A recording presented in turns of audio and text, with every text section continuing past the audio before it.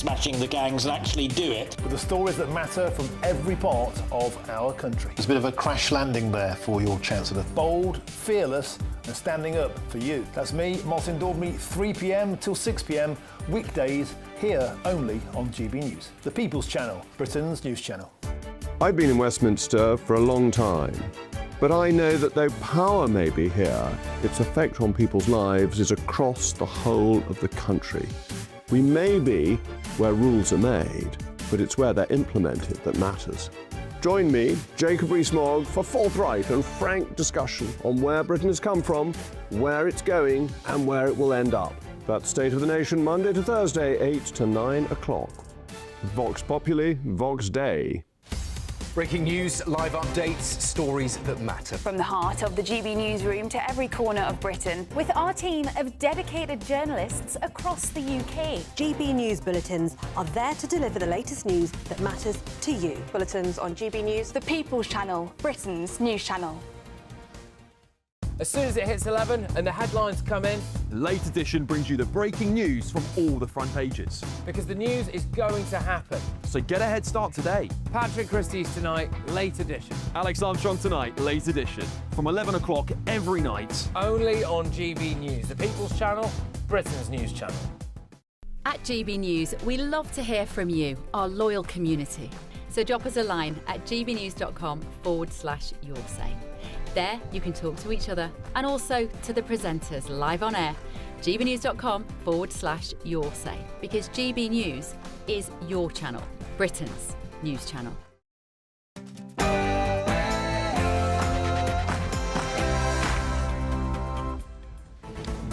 Good afternoon, Britain. It's just approaching 12 o'clock on Monday, the 13th of April. I'm Tom Harwood. And I'm Nana Akua. Now, the Southport inquiry is set to publish its findings at midday, aiming to provide answers on how and why authorities failed to stop the killer in July 2024 at the Taylor Swift dance class. Well, we'll hear live from the inquiry chair very shortly and have reaction throughout.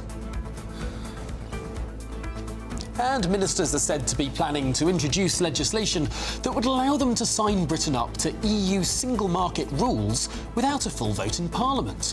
We'll ask whether Keir Starmer is slowly dragging us back to Brussels for good. The countdown is on for Donald Trump's Strait of Hormuz blockade. Beginning at 3 p.m. today, but Britain has refused to get involved. We'll have the build-up to this highly anticipated moment as the US president again considers strikes on Iran. Elsewhere, the NHS on life support. A new report shows that our health service is falling behind other wealthy nations, leaving patients with poorer survival rates. Well, hello and welcome to Good Afternoon Britain on GB News. Now, some breaking news. Phase 1 of the Southport inquiry has found that failure lies at the heart of how the killer was able to carry out the attack. Alice de Silva Aguirre, 9, BB King, 6, and also Elsie Dot Stankham, 7, were murdered when the attacker entered a Taylor Swift-themed dance workshop at the Hart Space. Well, the inquiry said several agencies failed to act on the risk the killer posed. It also found that if the perpetrator's parents had acted, the attack might not have happened. Well, we are expecting to hear shortly from the chair of the Southport attacks inquiry, Sir Adrian Fulford. But we're joined in the studio now by former Metropolitan Police Officer Chris Hobbs. Hi. Chris, thanks indeed for being with us. One of the most startling things about this is just how many times the killer was referred to the Prevent Counter-Terrorism programme. 3 times. And seemingly not enough follow-ups. Yes. I think the part of the reason was that there weren't the follow-ups that should have been made, and was that the assumption was made based on the interviews they did, etc., the information they had, that dangerous as this individual may have been, there was nothing to indicate a terror attack. So Prevent obviously deals with people who the authorities feel have the potential to launch some sort of terror attack on the community. So I think the conclusion was reached that whilst this individual potentially was dangerous, and of course as probably we'll look at later, our young offenders introduced in our ball stalls are full of people who are dangerous. And there's many dangerous people out there. But in terms of a link to terrorism, what inquiries were made didn't establish that there was those links. Now, maybe those inquiries weren't extensive enough, and we may well hear about that. But on the evidence that was presented to whoever it is decides whether an individual goes into the programme, there wasn't sufficient there, or there wasn't anything there suggesting terrorism. Perhaps this individual's dangerous, but not in terms of a terror threat. And of course, we're still not absolutely sure whether the attack, the dreadful attack that was this individual mounted, was linked to terrorism or was linked to something else. But either way, if you're going to define it as terrorism or not, there were plenty of signs. I mean, he had gone to a school and taken a hockey stick and went to a hockey class and tried carrying knives, getting ready to stab someone there. He was expelled in 2019 for carrying knives at school. They didn't want him there. He has had loads of things. He was sentenced to a 10-month referral order, but the Youth Justice Board Chief Executive told the inquiry that she was frustrated with how the order was monitored. So basically, he was a dangerous individual, and they had highlighted that this person goes around carrying knives and doing things. Even the parents were scared of him. The parents, he had done sort of a dummy attack of what he did later. Well, we now we can go live to this statement to the Southport Inquiry Chair, Sir Adrian Fulford.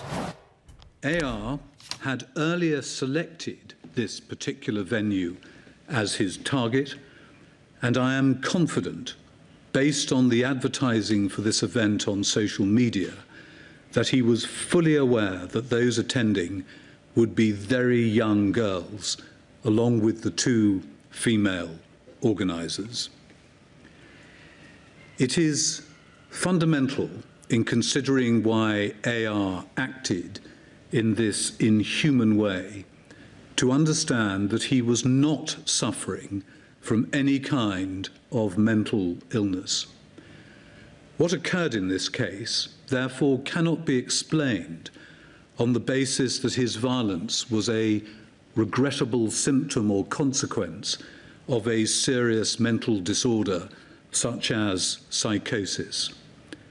A variety of professionals considered AR's mental state prior to and following his despicable actions on the 29th of July, and no relevant psychiatric diagnosis has ever been advanced. What we know instead is that from his early teens, he had become ever more fixated on extreme violence. I have no doubt at all that this disturbing preoccupation had been fed during the many years when, wholly unsupervised and lacking any parental controls, he spent the majority of his waking hours online. The strong indications are that he fueled his perversely violent fixation by viewing a wide range of deeply inappropriate and disturbing subjects that are all too available on the internet.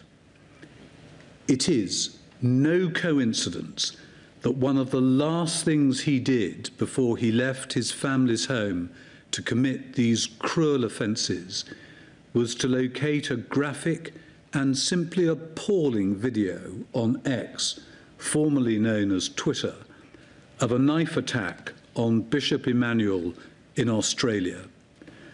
This was, beyond doubt, in my view, to strengthen his resolve to carry through with his cowardly and murderous plan. Furthermore, this attack was perpetrated by a young person who it was known was potentially highly dangerous.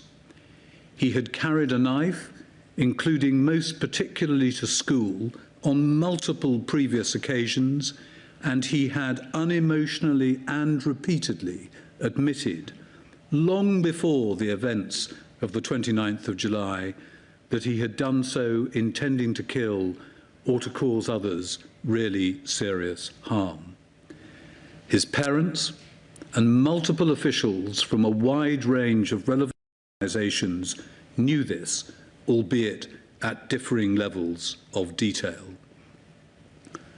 Rigorously putting out of mind the so-called benefits of hindsight, I have no doubt that if appropriate procedures had been in place, and if sensible steps had been taken by the agencies and AR's parents, this dreadful event would not have happened. It could have been, and it should have been, prevented. Over a long period of time, AR had become an aggressive, near-total recluse who bullied and threatened his family and unashamedly lied to officials. As a teenager, he had researched websites selling a wide range of knives, crossbows, bows and arrows, machetes, sledgehammers, and the items needed for making multiple Molotov cocktails. He had asked his father to buy him petrol, and he had purchased a sizable petrol can. A number of weapons or other potentially lethal items of this kind had been purchased by him online and delivered to the family's home address.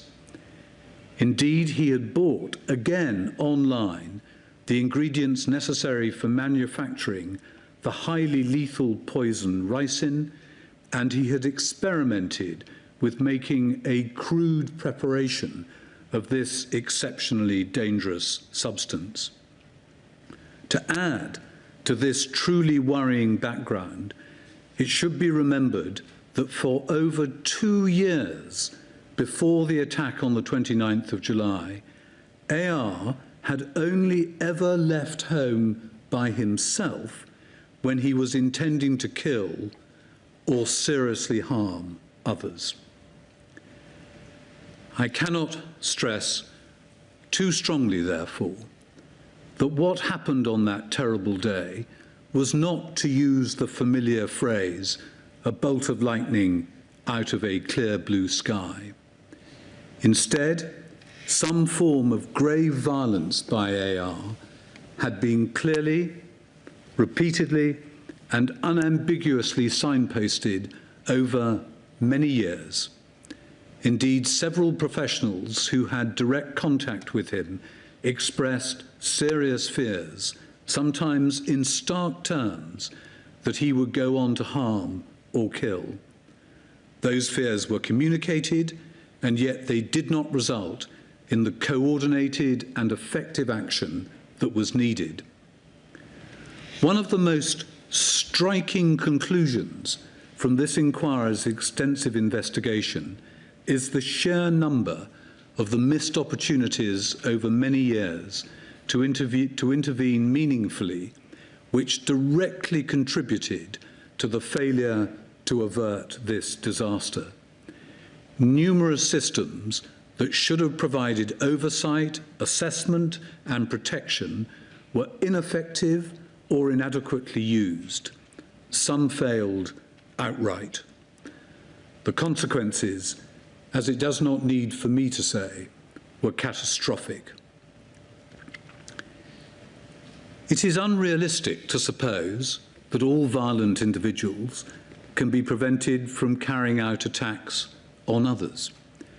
But when a truly grave risk has been clearly identified, our society is entitled to expect, at the very least, that meaningful and substantive steps will be taken to avert the impending disaster.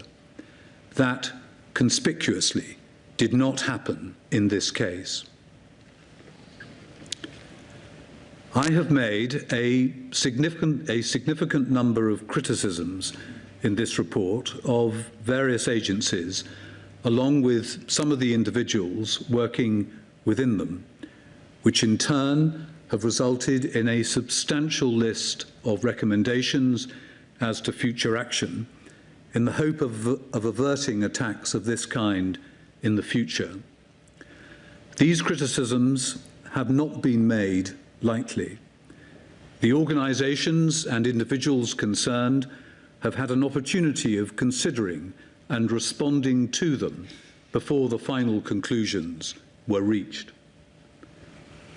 I urge the media and online commentators not to latch onto individual sentences or isolated conclusions from the report, particularly if they're lifted out of their true context, in order to vilify or unfairly attack any of the individuals or the bodies for whom they work. With very few exceptions, I watched a large number of public servants give evidence who had diligently applied themselves to their work, often fulfilling high-pressured but under-resourced roles, and who acted at the time in what they considered to be in the best interests of our society. I urge the same approach in relation to AR's parents, about whom I have expressed a number of profound concerns. Notwithstanding their failures, AR placed his mother and father in an extremely difficult position, creating a domestic environment that was highly challenging. Their life at home must have become little short of a nightmare, given, to use the words of his own father, AR had turned into a monster.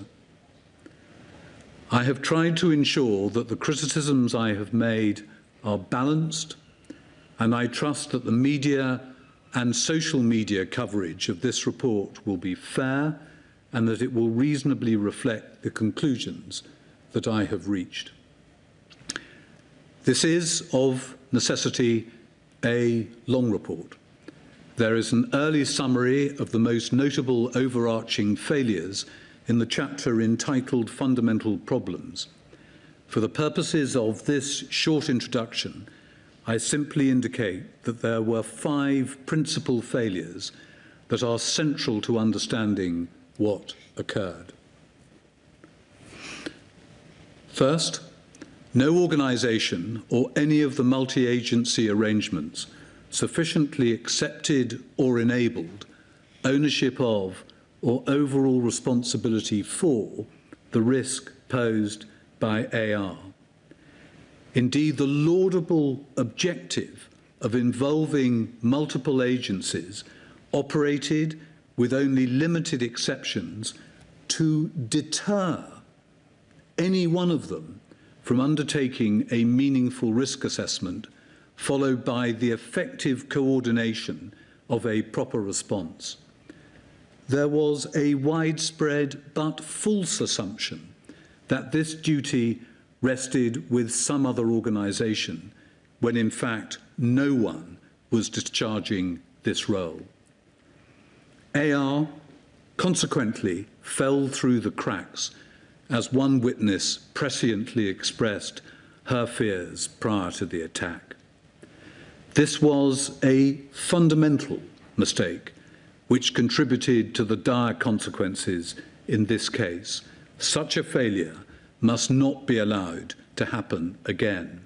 Agencies must not simply pass on the risk to others or assume others have taken on responsibility, with the result that there is, in fact, a total absence of a sustainable plan led by an identified organisation which, in turn, has nominated a particular individual with responsibility for coordinating the response to the identified threat. Second, there were notable and wholly avoidable examples of poor information management and information sharing within and between the relevant agencies. One alarming feature of this was that critical information was often diluted over time, with the result that the true risk posed by AR was insufficiently understood. This breakdown in the proper handling of information had significant consequences as regards the failure by the agencies to take appropriate steps to intervene to prevent the attack on the 29th of July. Third, AR's deeply problematic behaviour was too frequently excused on the basis of his perceived or later diagnosed autism spectrum disorder. Autism is not a mental illness. It is instead a neurodevelopmental condition, and I want to stress that it would be entirely wrong to make a general association between autism and an increased risk of the individual concerned becoming violent. Nevertheless, AR fell into a cohort of those with autism whose individual characteristics mean that this condition carries an increased risk of harm to others. Agencies regularly simply used autism as an explanation or even an excuse for his conduct, including his violence. Strategies and interventions were needed in order to address the risk he posed and the causes of it, but instead, as a result of this significant lack of understanding, the problem was left both unmanaged and underestimated. Fourth, there was a wholesale failure to oversee and intervene in AR's deeply inappropriate online activities. The lack of exploration of or engagement with AR's online life was a significant failing that hampered agencies in identifying and addressing the risk AR posed. How someone is behaving online is, in my view, an effective potential predictor as to how they will behave offline. Yet this route to understanding what was going on was entirely ignored. Notwithstanding AR's attempts to view violent imagery online at school, no curiosity was shown as regards the material he was researching at home during the months and years in which his behaviour increasingly deteriorated. Overall, only glancing interest was ever shown in AR's internet life, and when limited questions were asked, AR's false and self-serving replies were far too readily accepted. Fifth, and finally, although I have already referred to the difficulties they undoubtedly faced, AR's parents bear considerable blame for what occurred. All too frequently, they created significant obstacles to constructive engagement by AR with the various relevant agencies. They were too ready to excuse and defend the multiple examples of his wholly inappropriate actions and the lies which he told. They failed to stand up to his behaviour and to set boundaries. They neglected to investigate and prohibit AR's purchase of weapons which were arriving at the family home through the post. And they failed to report the dramatic escalation in the evident risk he posed in the period between the 22nd and the 29th of July, including perhaps most notably on the day of the attack itself. Against that background, I want to provide, in the shortest terms, my conclusions in relation to the central themes that have arisen during the course of the inquiry's hearings. I have already touched on some of the issues relating to the attack, the accumulation of weapons and the poison, the online harm that was caused to AR and the role of his family, but it is equally important to focus on the part played by the police, including counter-terrorism police, the Prevent programme, social care and healthcare, and AR's education. Whilst I stress the importance of the full description that is given in the relevant chapters of the report, my overall conclusions for each of these areas can be fairly summarised in what now very briefly follows. I have analysed the response by the police to 7 principal incidents involving AR.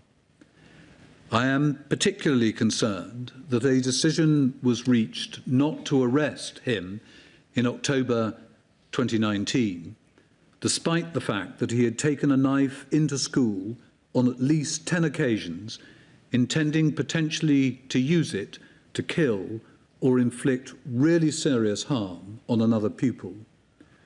Although the officers acted with the best intentions, the possible need for a criminal investigation, whether by arrest or otherwise, was insufficiently considered on that occasion. There was a failure to strike the right balance between handling the clear risk AR posed to others and the need to avoid criminalising children. Furthermore, AR was found carrying a knife on a bus in March 2022. He was not arrested, and the incident was, in essence, treated as a safeguarding issue. AR should instead have been arrested by the officers who attended at the scene. In fairness to them, I stress that they were young officers operating within a policing culture that regarded custody as a last resort for children and, importantly, through no fault on their part, they did not have the full picture regarding AR's risk. In addition to carrying a knife, however, AR, without prompting, smilingly referred to poisoning others in the future and to having tried to manufacture poison in the past. Given he had said he wanted to stab someone with the knife he was carrying, this revelation concerning poisons should, without more, have led to his arrest. His home would then have been searched, and the items which would inevitably have been found would have led to criminal charges and a potential custodial sentence. As a consequence, the attack on the 29th of July would most probably not have occurred, albeit it is important that I stress that there were other missed opportunities further down the line. As to Prevent, AR was referred to Prevent on 3 occasions by the Acorn School in December 2019 and February and April 2021. In relation to the first referral, the Prevent officers should have checked, most particularly with AR's school, as to whether his explanations for his behaviour were reliable.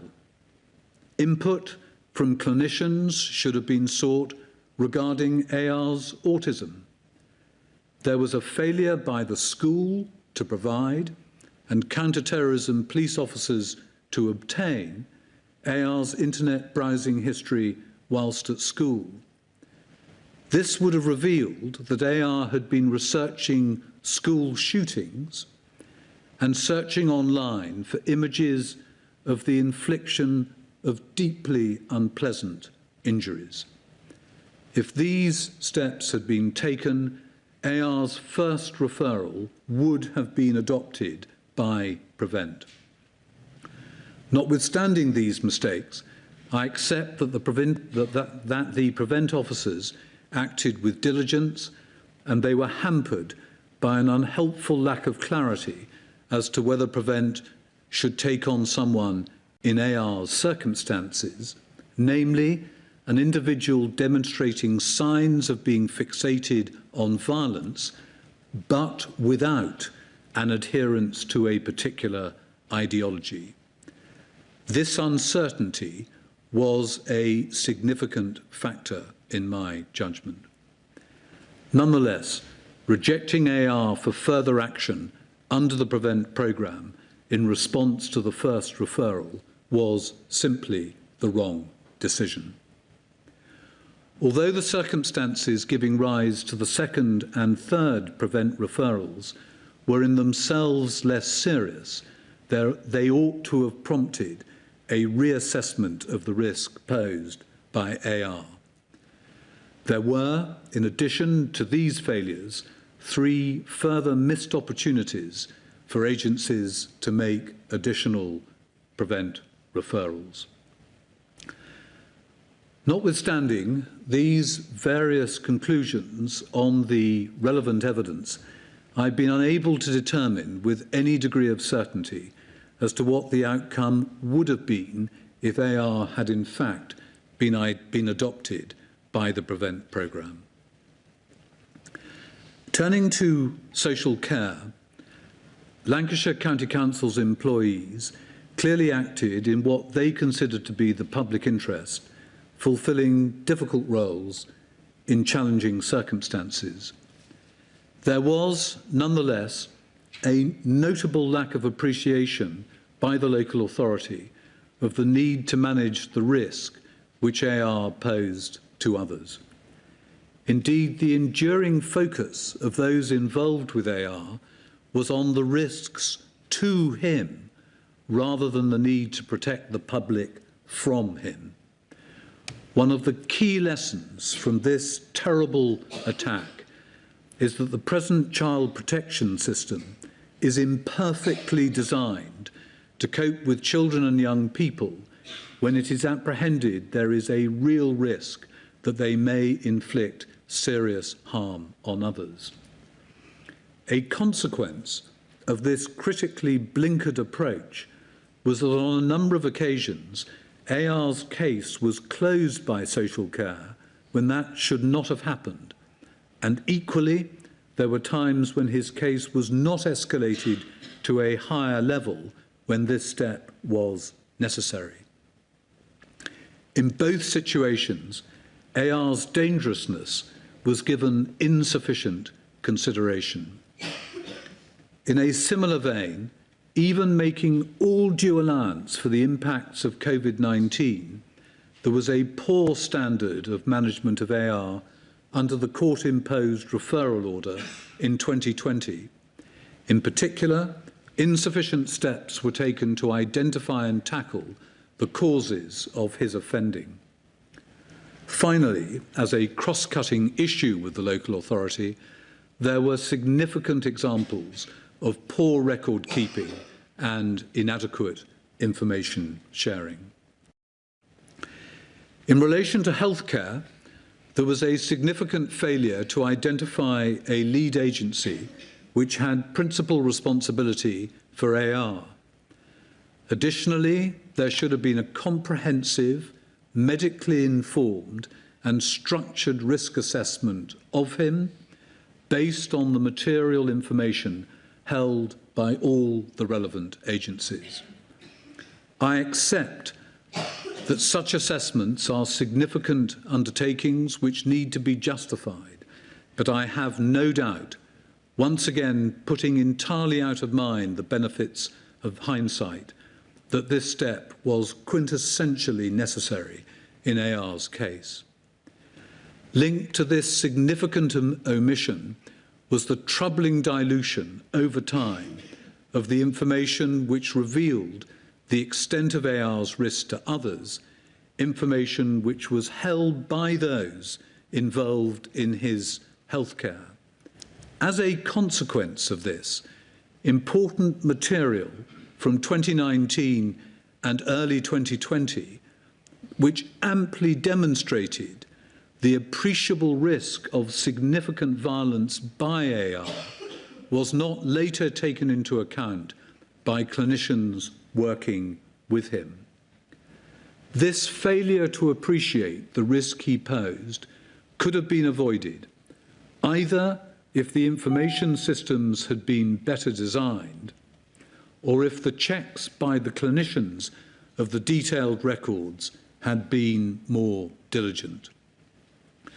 AR's autism diagnosis was also unduly delayed, although I stress this was not a precondition for performing a comprehensive risk assessment.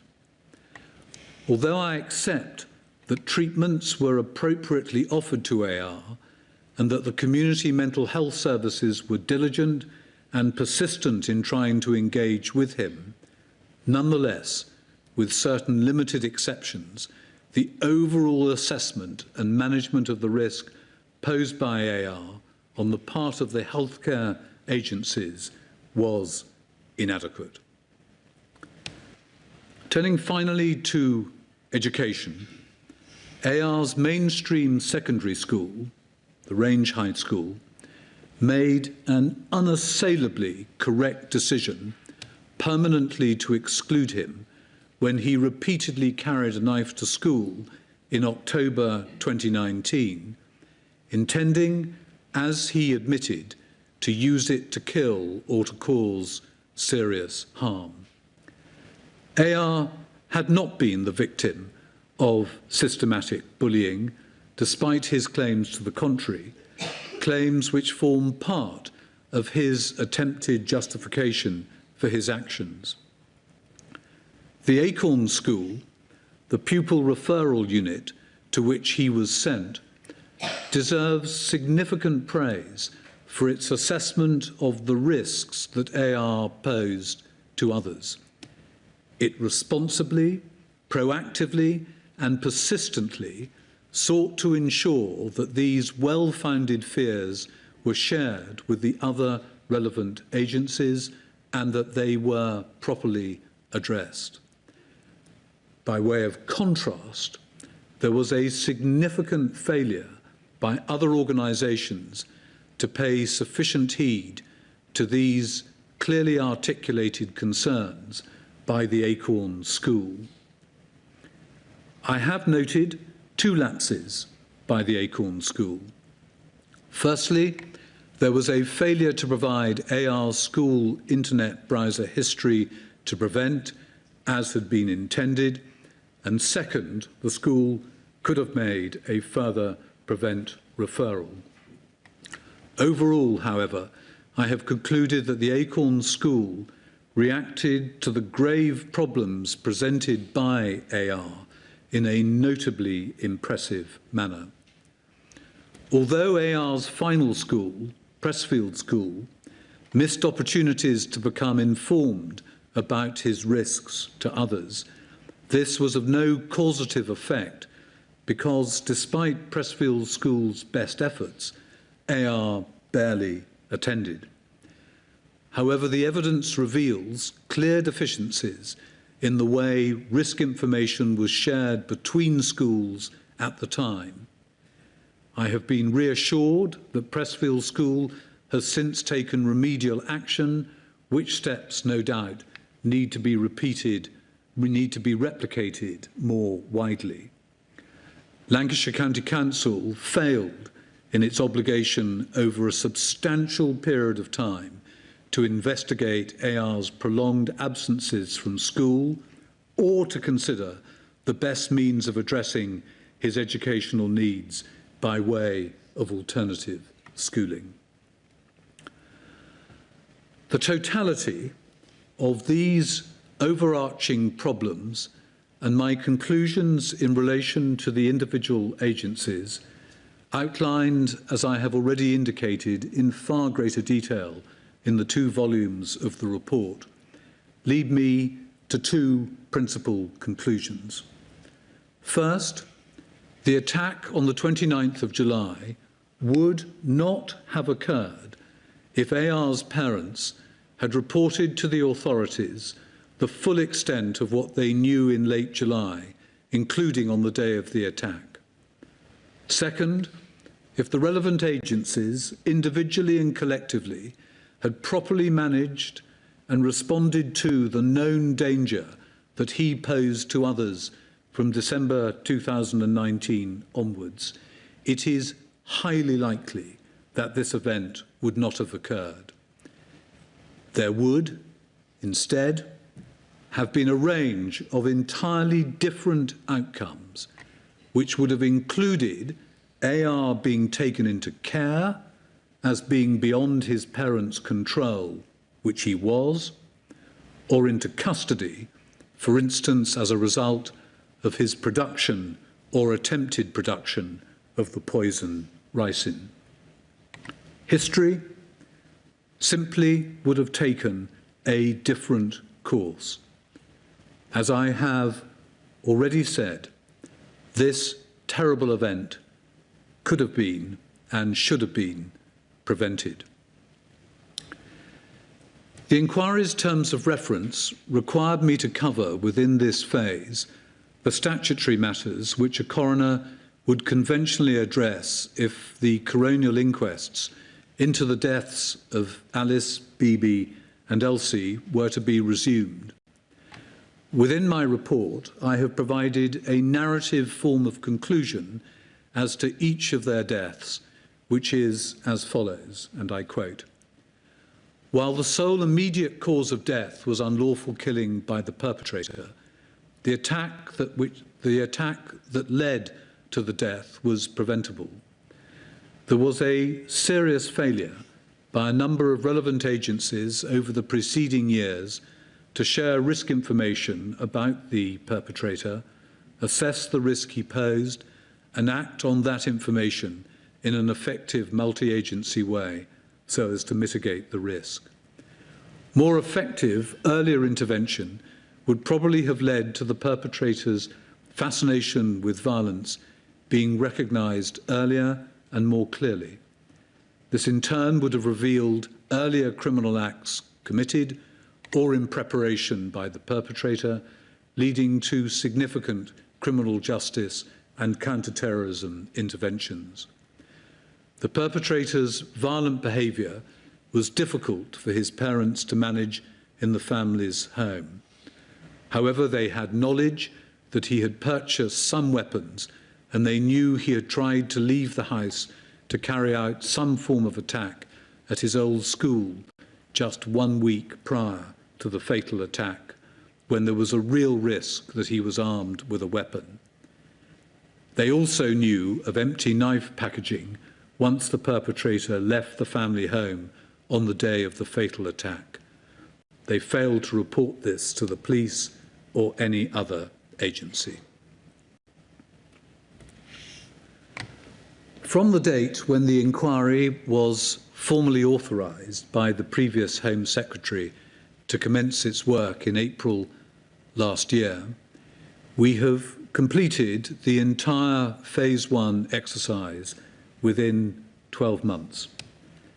It has been a substantial undertaking, only made possible because of 3 critical factors. First, I have been supported by an extraordinarily impressive team who have undertaken a vast amount of work.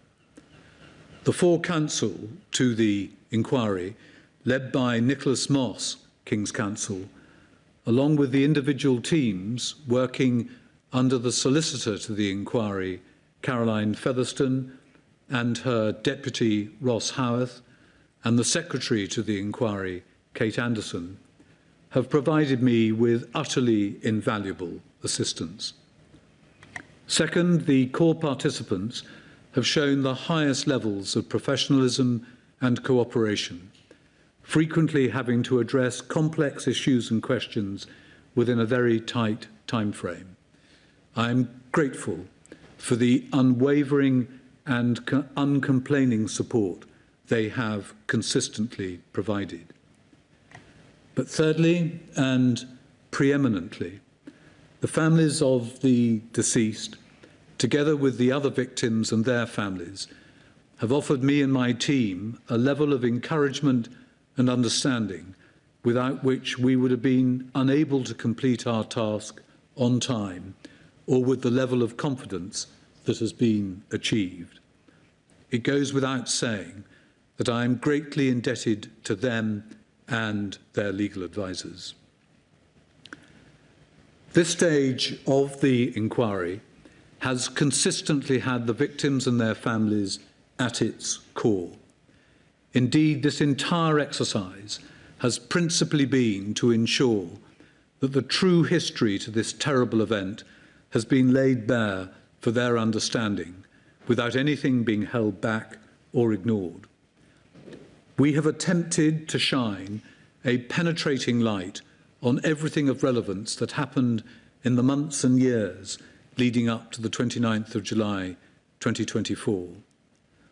I strongly believe that this exercise, by revealing the detail of the numerous and significant mistakes and omissions, has demonstrated that steps can realistically be taken that will greatly reduce the risk of this appalling event ever being repeated in the future, certainly as regards violence-fixated individuals who are known to pose a real risk of inflicting serious harm. I cautiously express the hope that the victims have found this a worthwhile undertaking. We will now turn immediately to phase 2, in which we will address certain overarching issues along with others of particular difficulty, which will require more detailed consideration than could have been achieved in phase 1. I have been informed that the Home Secretary will release the phase 2 terms of reference today, and I hope to conclude phase 2 within a similar time frame to phase 1. Finally, and of the highest importance, we should conclude phase 1 of this inquiry by focusing our thoughts on the deceased, the other victims, and all their families. I ask that in just a moment we all stand for a minute's silence to pay tribute to the 3 young girls who were killed, Alice, Bibi and Elsie, and to all those who were physically and psychologically injured, some very gravely, with truly significant enduring consequences, and to their families whose lives have been irreparably changed. Would you all please stand?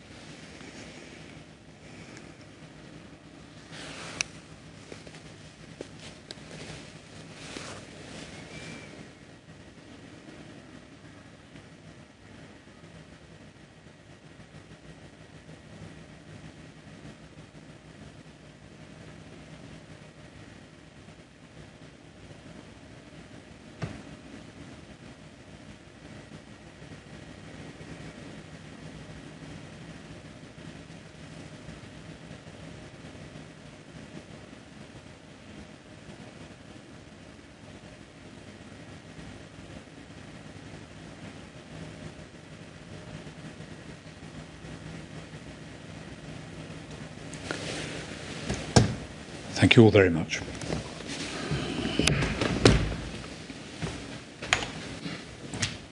Now across live to Liverpool and speak with GB News national reporter Sophie Reaper. Sophie.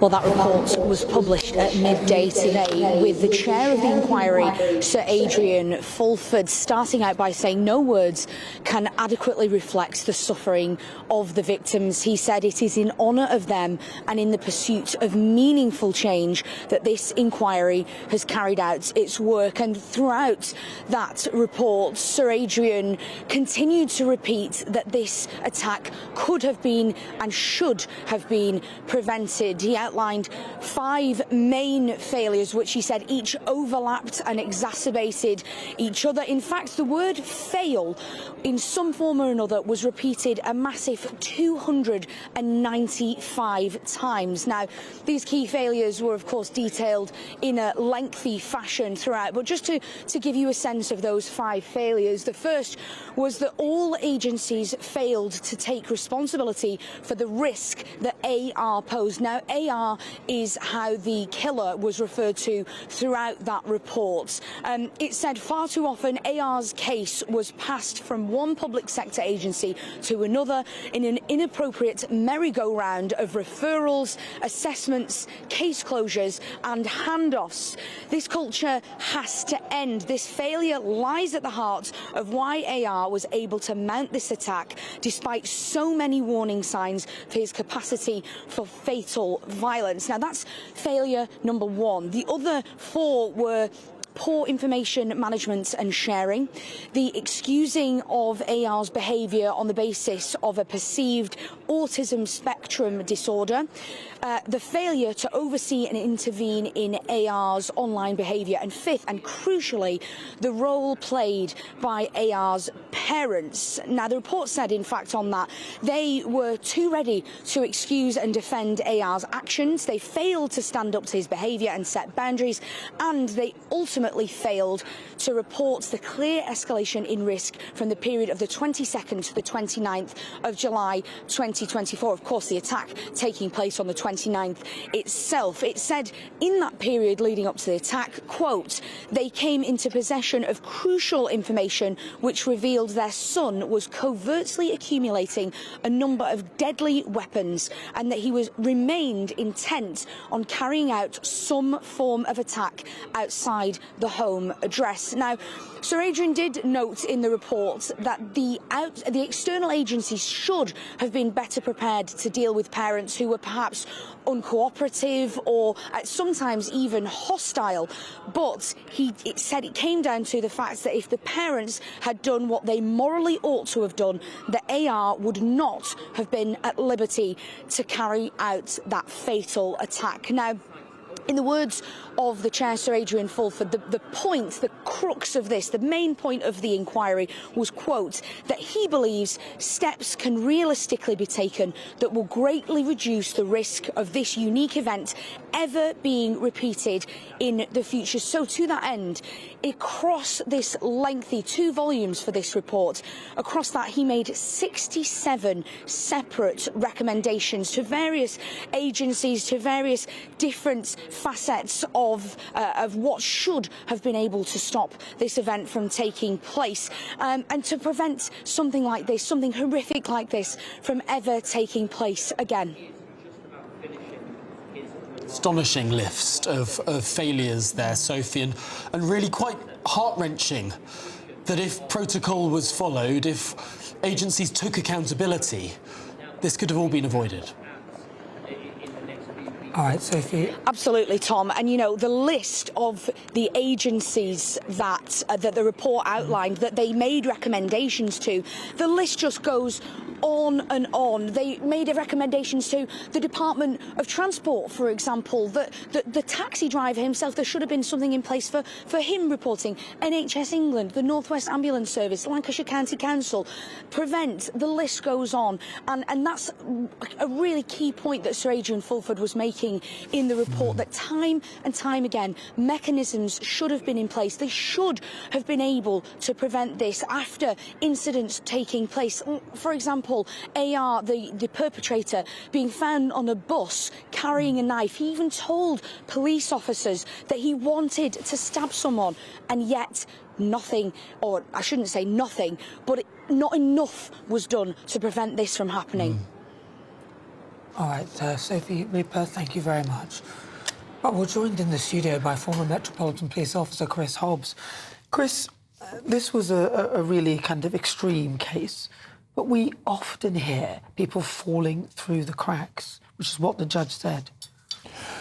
Absolutely.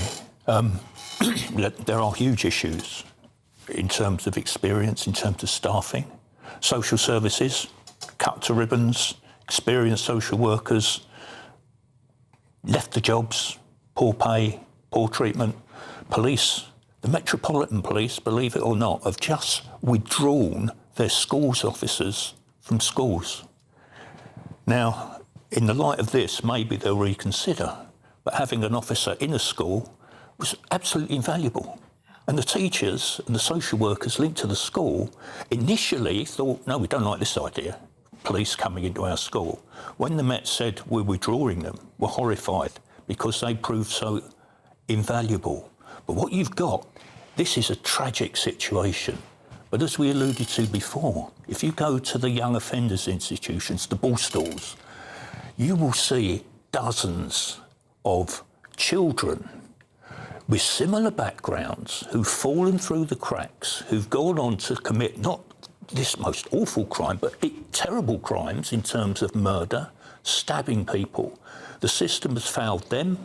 They're in these institutions. And why? Because successive governments have cut back on services and stuff, important stuff, has cascaded through the cracks. And it's needed this to be a terrible wake-up call to let people know we can't go on like this. I mean, it is just shocking to see that list of different institutions, from the county council to the police to the Prevent programme to the parents, of this child.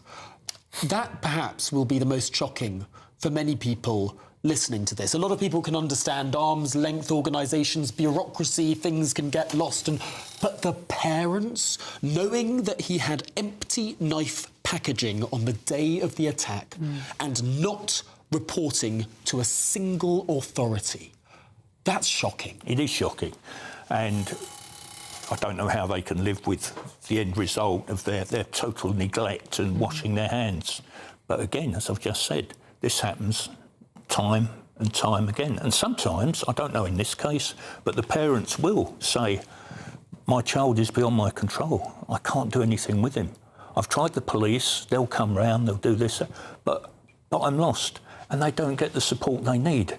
Because again, we come back to this situation where the resources simply aren't there. But in terms of parents, there are plenty of parents, and we know single working mums, for example. How do you, if you're on a rough estate in London, keep an eye on your But kid? in this occasion, it was two parents, and they didn't even bother to phone the police when it mattered. You can't justify. There's no justification. What they've done or what they didn't do. It's absolutely Can I appalling. say something you said there again was, and something that the judge pointed out, was that the focus was always on AR's, what would happen to him and his situation, and not actually the focus on the damage that he posed to the public. Isn't that often the case these days, though, where it becomes almost too child-centred and not enough focus on the damage if that child isn't brought under some sort of control, even if it means extreme actions, for example, sectioning a child, which is something that nobody wants to do. But at the same time, in extreme cases, you have to say that could be justified. But once that child is sectioned or is deemed to be a real danger, then what happens to him? Of course, there are institutions that deal with these children, but they are massively oversubscribed, for want of a better word. If there's no room for them, what happens? They go out on the streets, they fantasise online, and the results are terrible, as we've seen, not just in this case, but in the stabbings and the murders that we see young people being involved in. Primrose Hill, just recently. It's someone needs a big rethink, and hopefully this inquiry will bang some heads together and say we cannot go on as we have been going on. All right, Chris Hobbs, really good to talk to you. Thank you very much. He's a former Metropolitan Police officer. Well, Mark Wynne, the Chief Executive of Lancashire County Council, has issued a statement. He said, we are deeply sorry for the failures identified and for the part that we played in the systemic shortcomings that preceded the attacks in Southport. He added, we know that no words can ease the grief of the families who lost loved ones or the pain of those who were injured and traumatised. It went on to say that since 2019, we have made substantial changes to our safeguarding practice, and their chair's findings will inform our continued improvement. We are committed to implementing all the recommendations directed to us in full. Well, let's now speak with a business owner in Southport, Norman Wallace. Norman, it must have been just the most painful couple of years for your community, for the eyes of the country to be on Southport. How has the community responded to this tragedy? The community has responded very well, especially in the days after, people coming together and helping one another. And it has had a devastating effect on pretty much everything in Southport. Businesses, people, communities, they've all been affected. But hopefully now, after this report, we can try and ensure that, you know, these sorts of tragedies don't happen again. Perhaps we can use AI to look at patterns that stop people like AR doing such things in the future. Look at how the authorities, the communities and individuals can all try and make sure that these sorts of things don't happen again. They are happening all too often. You just mentioned Primrose Hill, what happened in Nottingham and many, many others around the country. And there is definitely a pattern of things that we must identify and do something about. Norman, how do you feel hearing that, and it was a repeated comment that the judge made, that this could have been prevented? When we all pay a lot of tax to support all these government agencies and agencies that look after us, when we hear that almost a sort of washing their hands of situations and expecting somebody else to take care of it, how do you feel hearing that? I think that's 100% correct. My own personal experience of authorities and agencies that no one wants to take responsibility. No one wants to stand up and have that responsibility to make decisions, the right decisions, and do the right thing for our communities. Everyone wants to give it to someone else, pass it down the hill, pass it to a judge, pass it to a lawyer, and that's the wrong thing. That's not what communities, and that's not what people in Britain should be doing. One of the most stark metaphors that the judge used in his summary was this was not a bolt of lightning from a pale blue sky.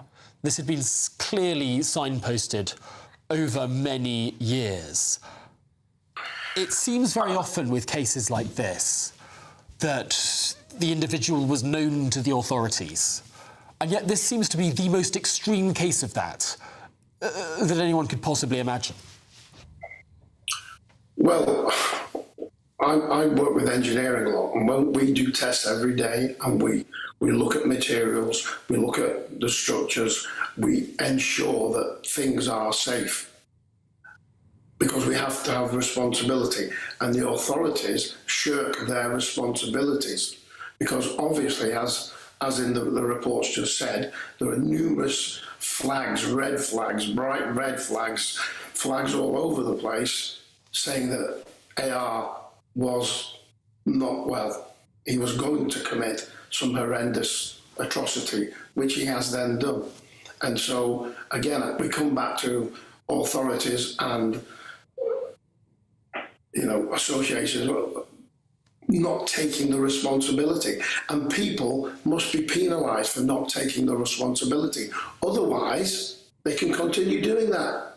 And we have these tragedies happen again. And responsibility, constant failures are obviously what the report mentions numerous times. All right, Norman, thank you so much for your source. That is Norman Wallace. He is a business owner in Southport. I think what really I do find so irritating in these cases as well is the constant focus on the perpetrator and how they put so much effort into looking at them and yet not the risk they pose to the public, which I think was a real problem on this case. Yeah, I mean, it's hard to describe this perpetrator as anything other than pure evil. Yeah. And sadly, some people like that just should not see the light of day. Yeah, well, I think we can second that.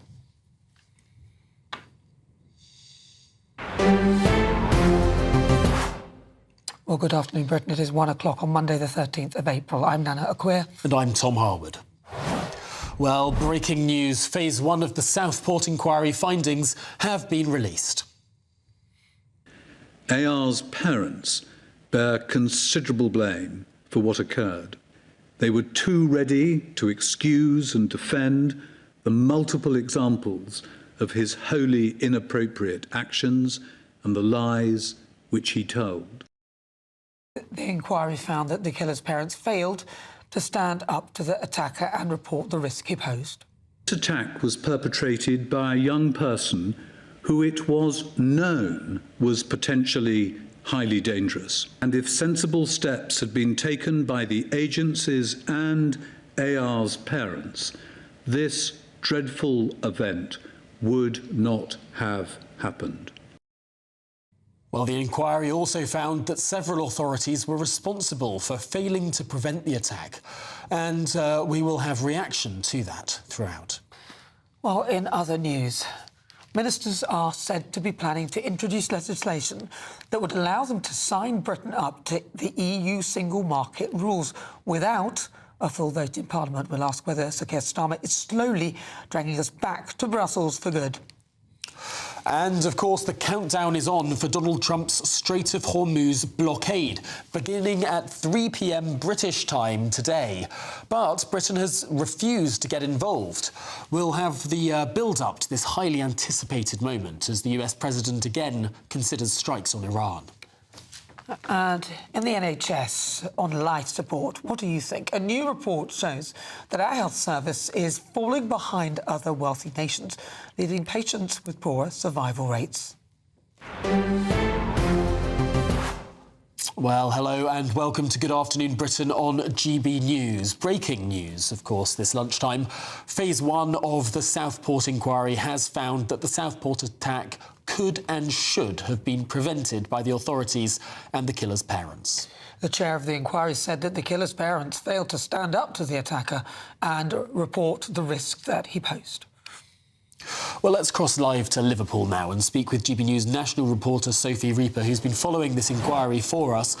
Sophie, a litany of failure.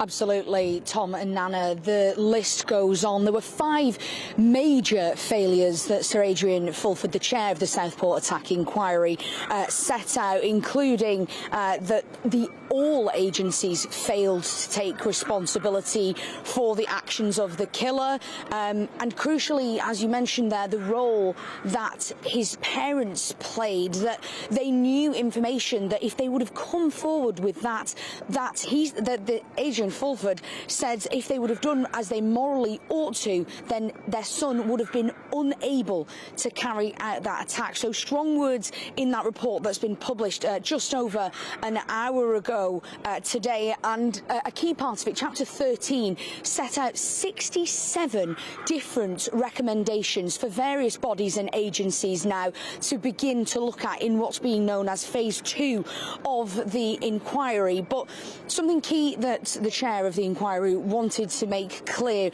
right from the off was that the reason for this inquiry was to make meaningful change in honour of all of the victims. And in the last few moments, we've heard a statement from the solicitor on behalf of the families, Nicola Ryan Donnelly, and she said, "The families we represent have shown courage, strength and honour in the darkest of days. Their lives have been permanently altered by these heinous acts of violence.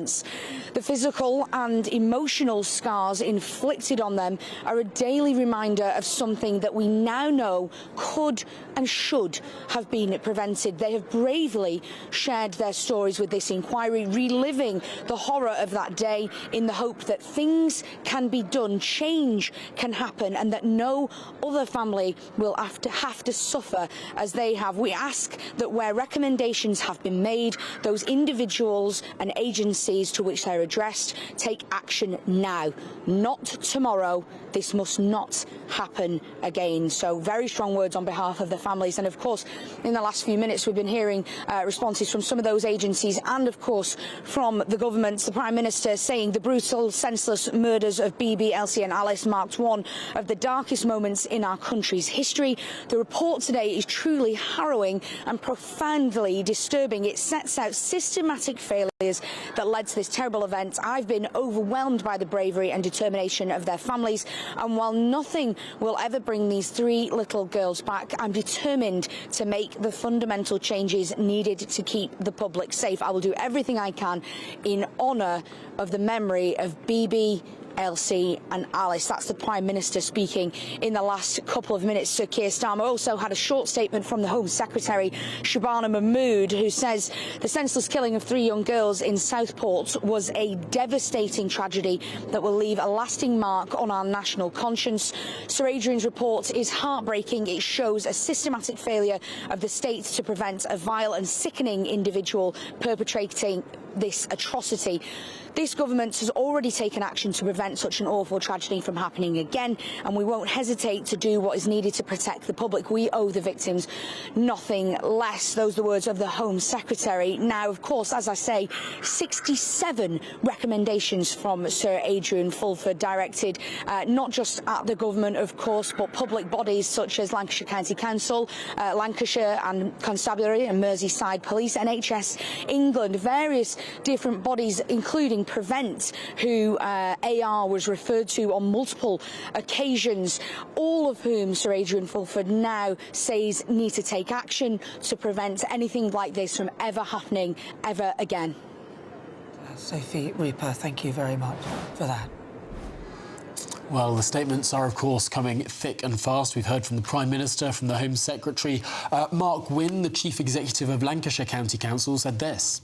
We are deeply sorry for the failures identified and for the part that we played in the systemic shortcomings that preceded the attack in Southport. We know no words can ease the grief of the families who lost loved ones or the pain of those who were injured and traumatised. The statement continues. Since 2019, we've made substantial changes to our safeguarding practice, and the Chair's findings will inform our continued improvement. We're committed to implementing all recommendations directed to us in full. Well, we can now speak with former Scotland Yard detective Peter Blexley. Peter, another horrific incident where this multi-agency approach has failed, lack of communication and a very tragic end to it. But as the judge said, this could have been prevented. It is a truly dark day for Britain. It's that seismic, it's that important, it's that catastrophic. And of course, the loss of Elsie and Bibi and Alice and all those other beautiful young children who were so dreadfully injured. This should not have happened. But I can summarise it in a word that actually Sir Adrian Fulford did not use. But I know because I've seen it recently, having been on the front line with police officers, seen them working with other agencies. And within our public services, because of pressures of work, because of prevailing cultures within them, there is a failure to grip a situation. It is far easier to put a sticking plaster over a gaping wound than to actually grip any situation that they are confronted with and deal with it properly. To deal with matters properly within the public services takes time, effort, thoroughness, attention to detail and professionalism. And these seem to have been sorely lacking. That a child in possession of a knife who speaks of intent to injure people is not arrested by the police is absolutely staggering.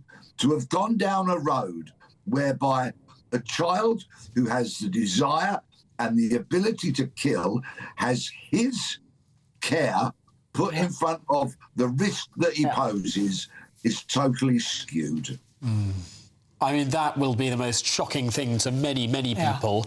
And there's a term that Sir Adrian used in his summary, violence-obsessed individuals who are known to pose a threat, a category that very clearly the perpetrator of this great crime fits into. But the inquiry here implying there are more people, and indeed more people perhaps under the age of 18 who fit into this category of violence-obsessed individuals who are known to pose a threat, and that those people will now be treated very, very differently.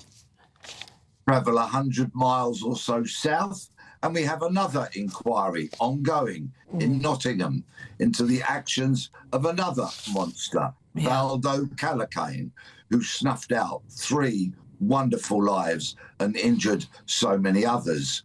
There is a failure here. Once again, I make no apology for using this word, to grip a situation. If you're a police officer, grip it and investigate it thoroughly and properly. Put aside pressures to get to the next call. Deal with what is in front of you properly. Same with people in education. Same with people in the health service. Same with people in social services. Deal with the matter properly. Share the information correctly. Don't downplay the importance of something for expedience. Do it properly. Grip is the word that needs to be running through our public services. Grip it, own it, deal with it properly. But there does seem to be an obsession with these kind of agencies to ensure that the perpetrator, in particular in this case, but in other cases, where they want that person to stay with their parents, keep them with their parents. And again, the parents themselves, these agencies have their hands slightly tied behind their backs because the parents themselves are not also opening up and telling the truth. Well, the criticism of the parents from Sir Adrian Fulford was excoriating. He absolutely lambasted them, and of course, rightfully so. They were lamentable. They were beyond that. They were utterly, utterly shameful in the neglect of their parenting. However, when AR was arrested on the bus, for example, in possession of a knife, he'd already sourced the ingredients and begun to make ricin.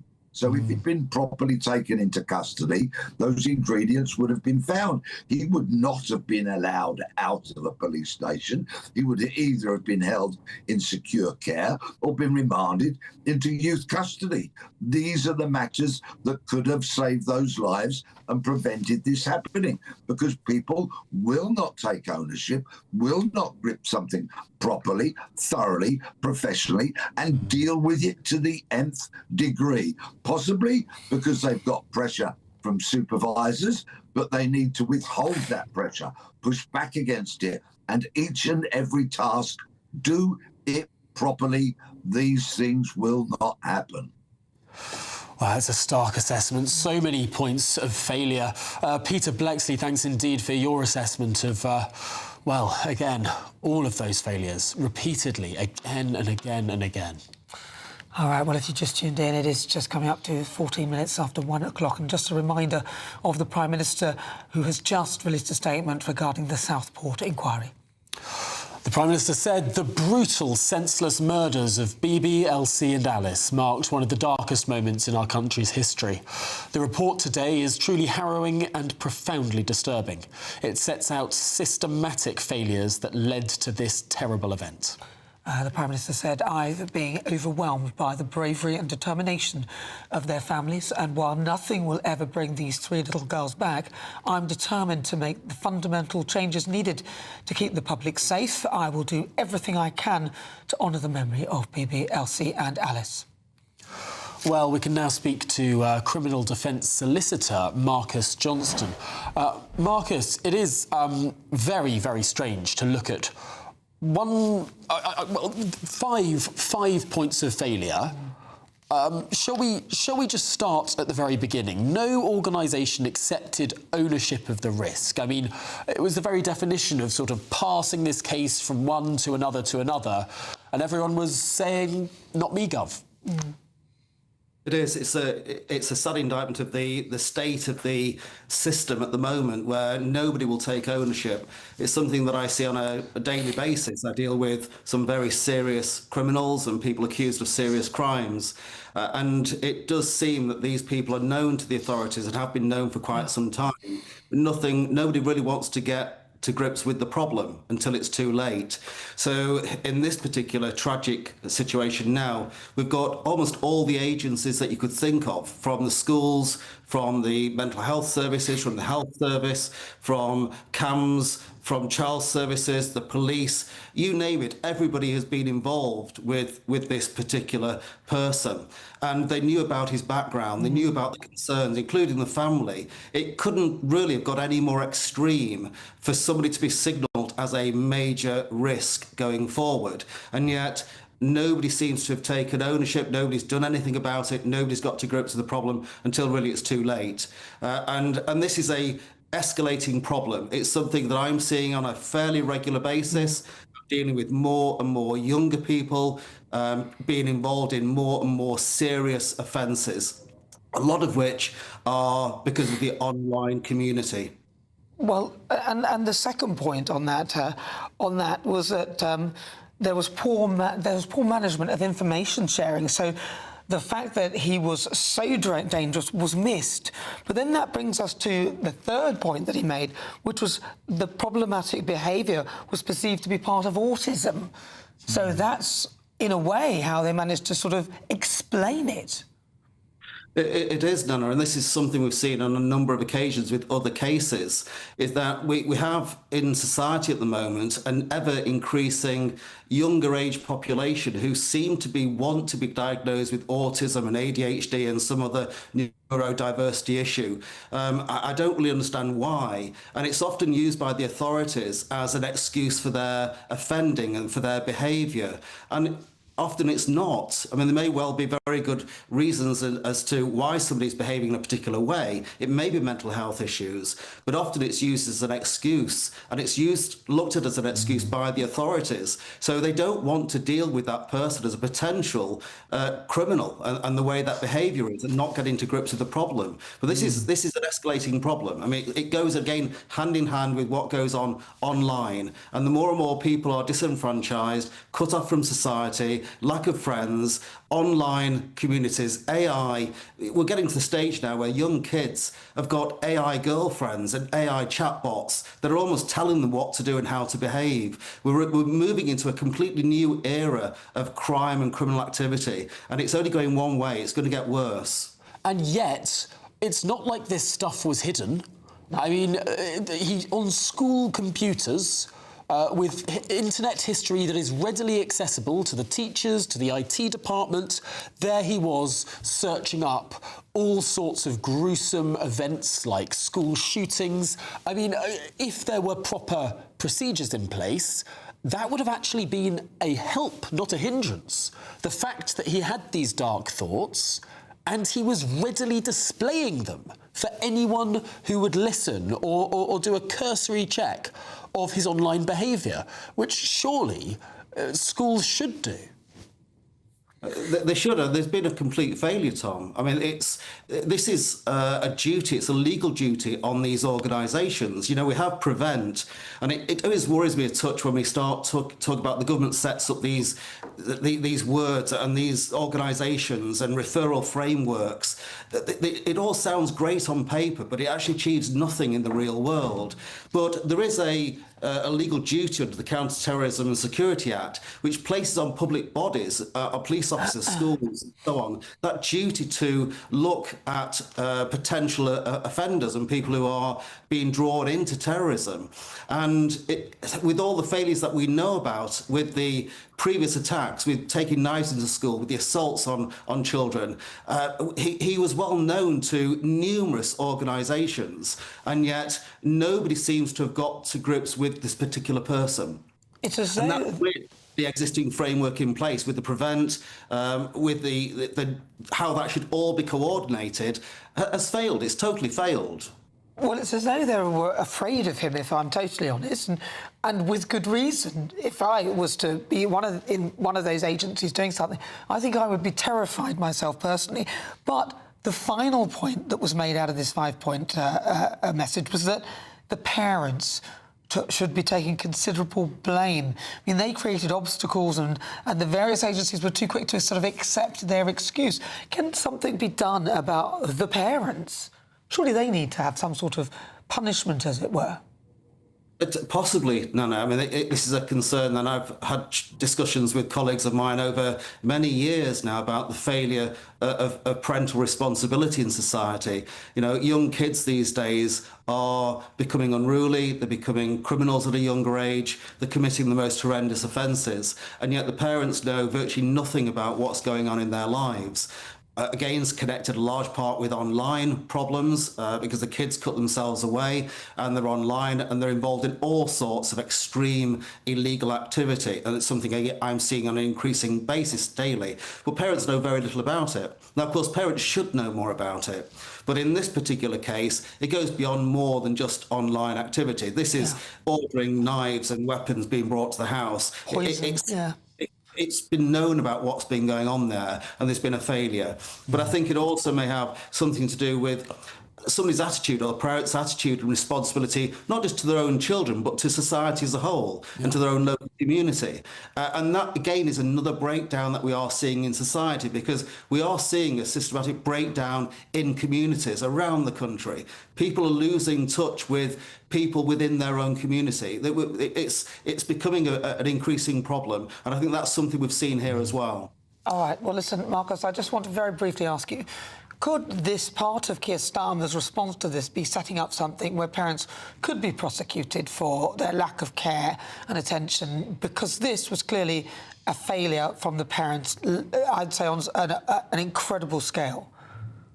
It was, and the government may well look at something like that. I don't think they'll be able to do anything about it. I don't think the government can really do anything about anything at the moment. But a lot of these failures are down with all the various organisations involved, as well as the family. Yeah. And these prevent and the various measures, it's a lack of funding that's caused the problem. And the funding comes from government. So if the government is not putting funding into the agencies that are supposed to be looking after and preventing these children being radicalised and committing terrorist acts, then that's the problem. There is no funding. The system is largely broken now, Nana and Tom. It's largely broken. And that's across the board, from all the agencies, from the court system, probation system, the prison system, the school system. It's all largely broken because there's been no funding going in for years and years and years. But what do we get in response? We get, a new national framework. Let's call it Prevent. Let's call it Channel. Let's call it Contest. We've got all these names coming up for something that do largely nothing. They achieve absolutely nothing about having a name on a piece of paper. That's good enough. We'll sign that off. That's okay. That's our responsibility done. So everybody's now passing the buck on to somebody else. Nobody wants to take ownership. Nobody wants to take control, responsibility, what they should be doing. So I do hope the report will go on to look at the duties imposed on various people from all organisations. Because it is a moral duty, but it's also a legal duty.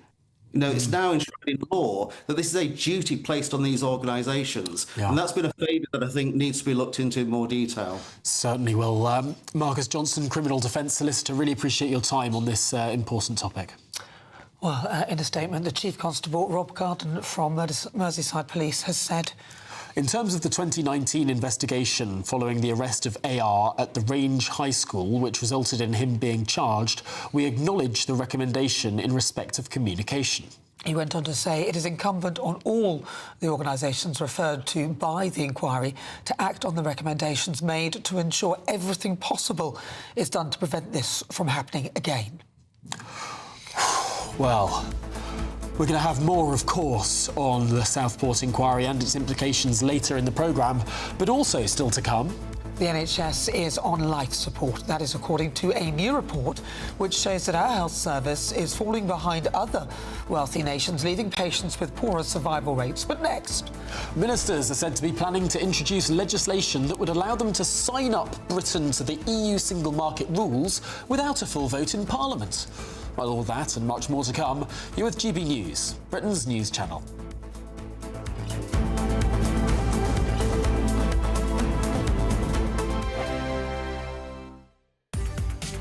From the school run to the home run, watch a new show for all of Britain. He can say whatever he wants. A straight-talking show where all voices are heard.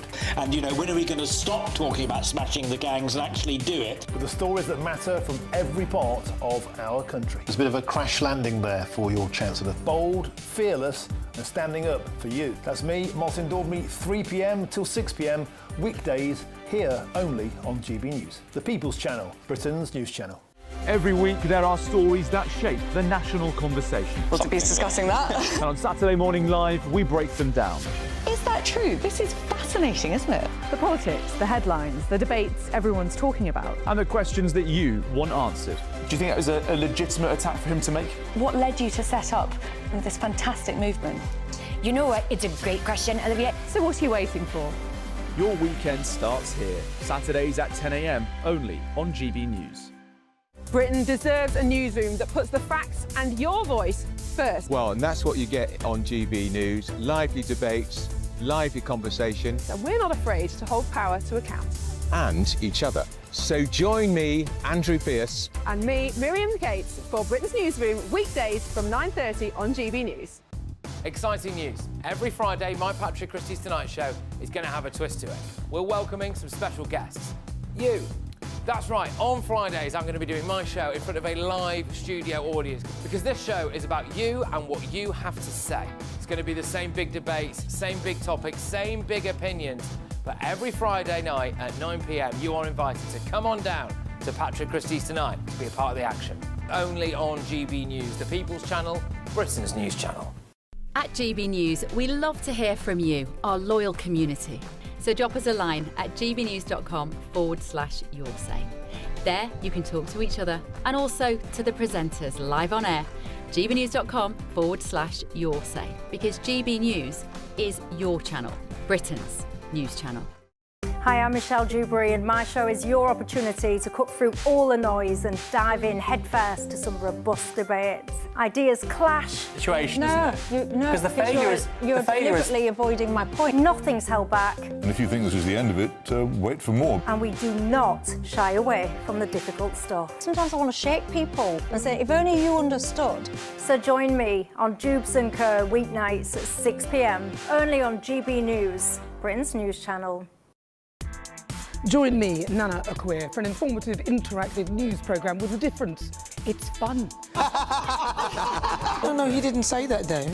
I'm so surprised. I think there's an element of truth to that. Join me from 3 p.m. every weekend, only on GB News, Britain's news channel.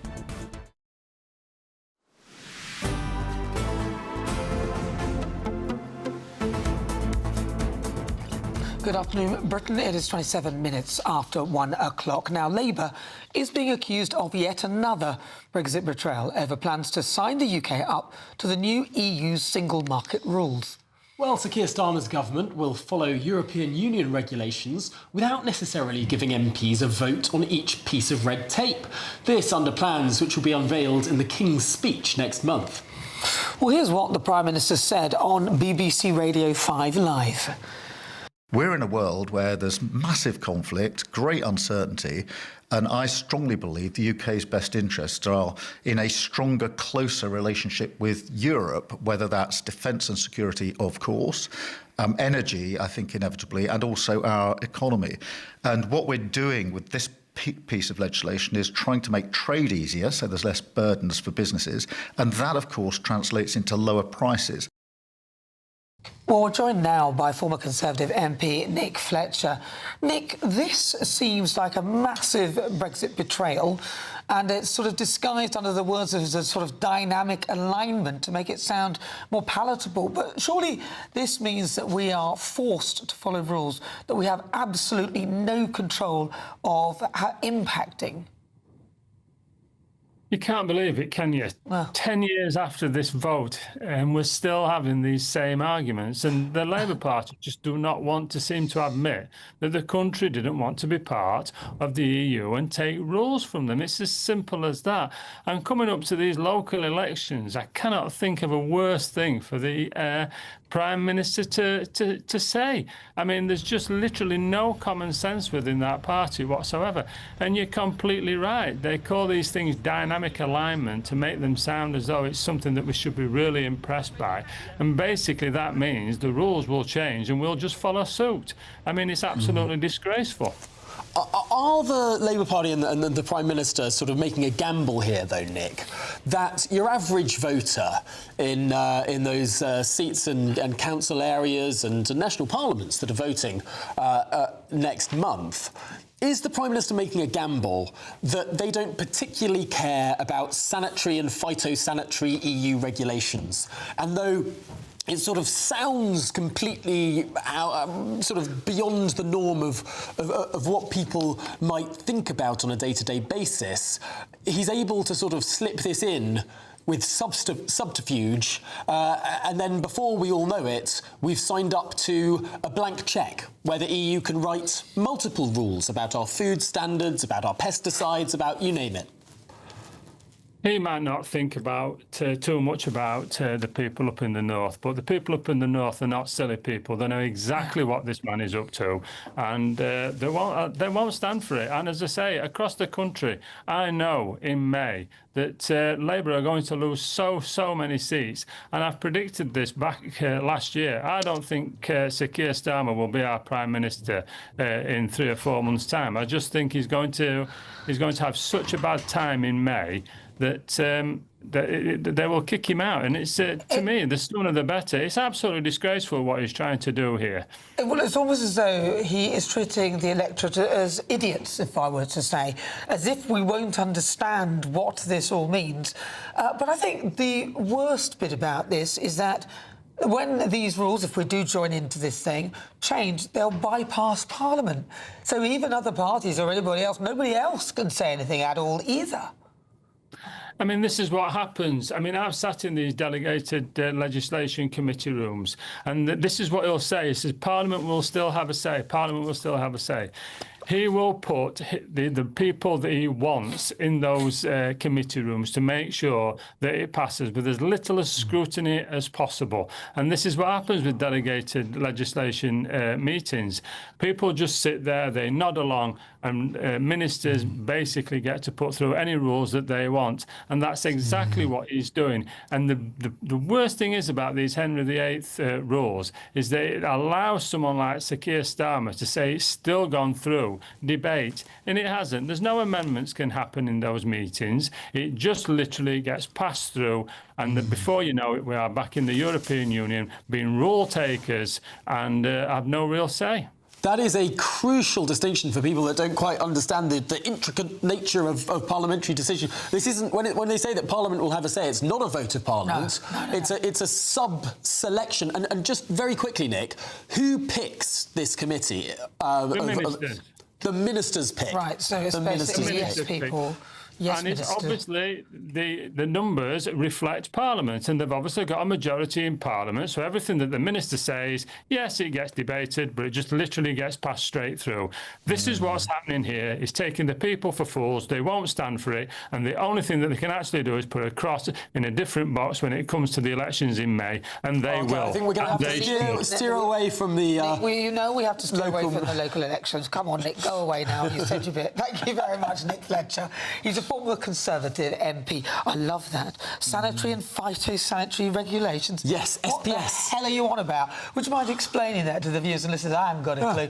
I was thinking of toilets and all sorts of things. Sanitary and phytosanitary, yes, it's sort of meat and plants. Again, sorry? They're called SPS checks, so sanitary and phytosanitary checks. So if there's plant material, if there's meat, if there's anything that sort of fits under that class, then those are the checks that are applied. Very good. Thank you for that. I thought I'd explain that to you because I hadn't got a clue what you were saying. Right, still to come. The NHS is on life support. That is according to a new report which shows our health service is falling behind other wealthy nations, leaving patients with poorer survival rates. Well, all of that and much more to come after your very latest news headlines.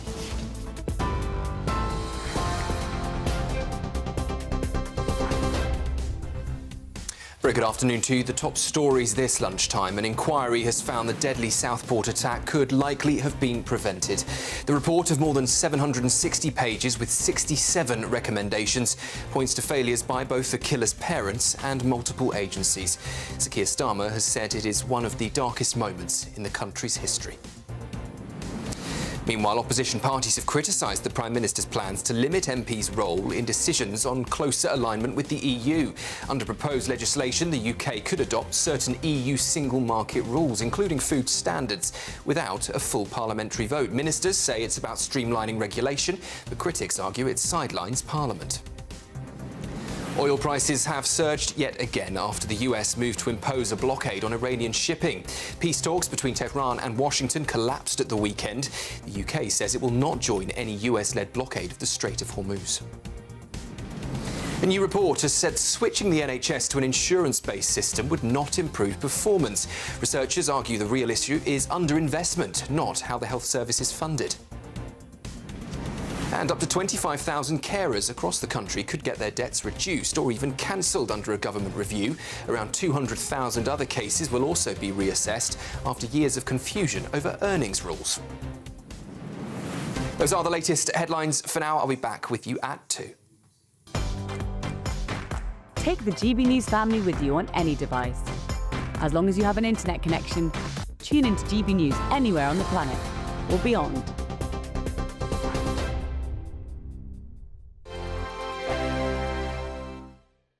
Hello, good morning. Welcome to your latest GB News weather update brought to you from the Met Office. Through the rest of today, it's going to be a case of sunshine and showers.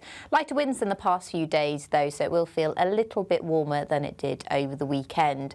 Our winds are switching to more of a southerly direction, which will bring in the slightly milder feel through this afternoon. Now, after a pretty bright start, cloud will thicken this afternoon, so sunshine does become a little bit more limited and showers will start to bubble up, particularly across western areas. I think parts of southern Scotland, Northern Ireland, far west of Scotland, most likely to see any heavier showers, but many areas at least at risk of seeing the odd shower this afternoon. But it will feel warmer than of late, highs of 15, possibly 16 degrees in the southeast, in the low teens for many of us. Now, those showers continue this evening, particularly across the far north of the UK, parts of Scotland seeing some very heavy bursts. These will continue to fall as snow over the highest ground. As we look further south, it will be a mixture of clear skies and the odd showers still continuing through this evening, particularly across more southern areas as well, but also some dry weather to be had, and it won't be too cold this evening after the quite chilly start we had this morning. Now, a relatively settled start to the night. It does become drier and clearer through the first part of the night. In many eastern areas, temperatures will fall away. But across the west, we start to see this cloud building from the south and west, bringing rain to parts of Wales and the southwest of England by tomorrow morning. So a milder start here, but a touch of frost across the far east, if not just in those low single figures to start the day. So a settled start to the day for many eastern areas, a good amount of sunshine for many of us, but by lunchtime, the cloud will thicken once again, and that rain starts to spread in from the south and west, bringing with it milder air, but also quite a lot of drizzle, particularly across the coast and high ground as well. So please take care. Bye-bye. Thank you, Britain, for all of you who listen to GB News Radio. Whether you're at home or on the go, you're making us Britain's news channel and Britain's radio station.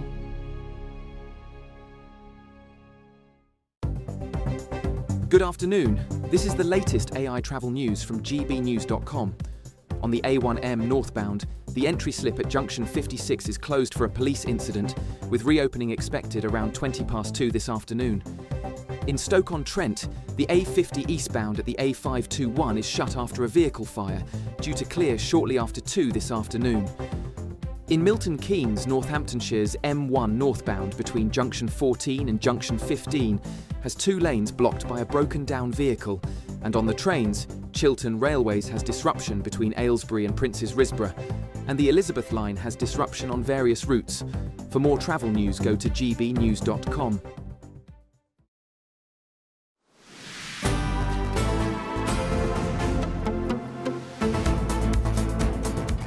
Good afternoon, Britain. 38 minutes after 1 o'clock. Now, a damning new report has found that NHS patients face some of the worst survival rates in the developed world. That is despite UK healthcare spending being at a record high. Well, the report said NHS weaknesses stem from years of underinvestment in infrastructure, but insisted that moving to an insurance-based system would not improve performance. We'll take a listen to what the Health Secretary, Wes Streeting, had to say earlier today. The case for the NHS needs to be remade and rewon, and the NHS itself needs to modernise so it meets the needs of modern society. The choice is not change versus the status quo. I have been more honest about the failures of the NHS than any of my predecessors. The truth is that the NHS has let patients down, and despite all the improvements we're making, it is still letting too many patients down. Well, joining us now is medical doctor and founder of the Centre for Demographic Studies, Dr. Callum Miller. Callum, thanks indeed for joining us this afternoon. It's a pretty damning indictment of the state of the NHS. I think it is, but I think everyone who's used the NHS or worked in the NHS knows that, you know, as much as we herald it as the national religion, the reality for people who actually experience it is far from being something worthy of that kind of worship. And so, look, I've always supported the NHS, the concept of it. I think it's great that everyone in this country, no matter their ability to pay, gets some level of healthcare. And I think that's a great thing and a great indicator of the dignity that we afford to human beings in this country and have done for many years. But it's obvious that the healthcare system is in a very, very bad condition for a number of reasons. Well, you say the dignity of human beings, but corridor care, now Wes Streeting the other day promised that he's going to end that. But the reason why, but he never mentioned social care, which is the main reason why you got people hanging about in the corridors, because people are in beds that they need to move on because they're actually well but have nowhere to go. So we've got a whole situation where none of it works. Nothing is working. So how can we continue to have this treating everybody for free at the point of need? If I go to my private medical health provider, because I have private medical cover because I know that I'll have to be waiting for years to be seen, they can find me a bed and an appointment within a day or a week. So there's obviously something more than just money at play here that's not working properly.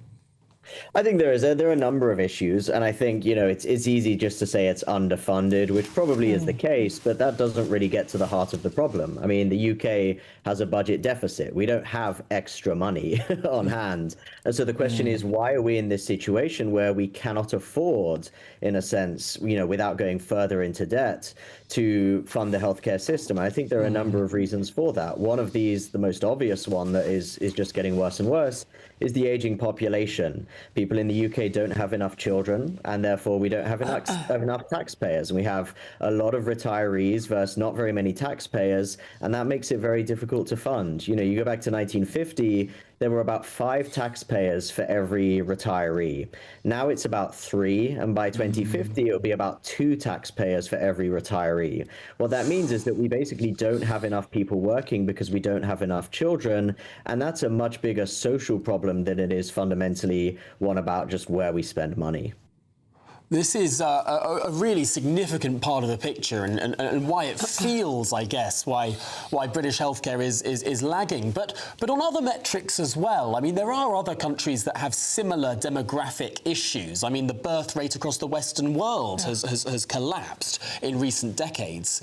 And yet, countries that fund their healthcare system in a slightly different way, and indeed run their healthcare system in a slightly different way, tend to have some more efficient systems. I mean, competition does tend to lead to better results, or indeed in European countries where, for example, if you're on a low income, the state pays, but if you're on a high income, you're expected to take out your own insurance.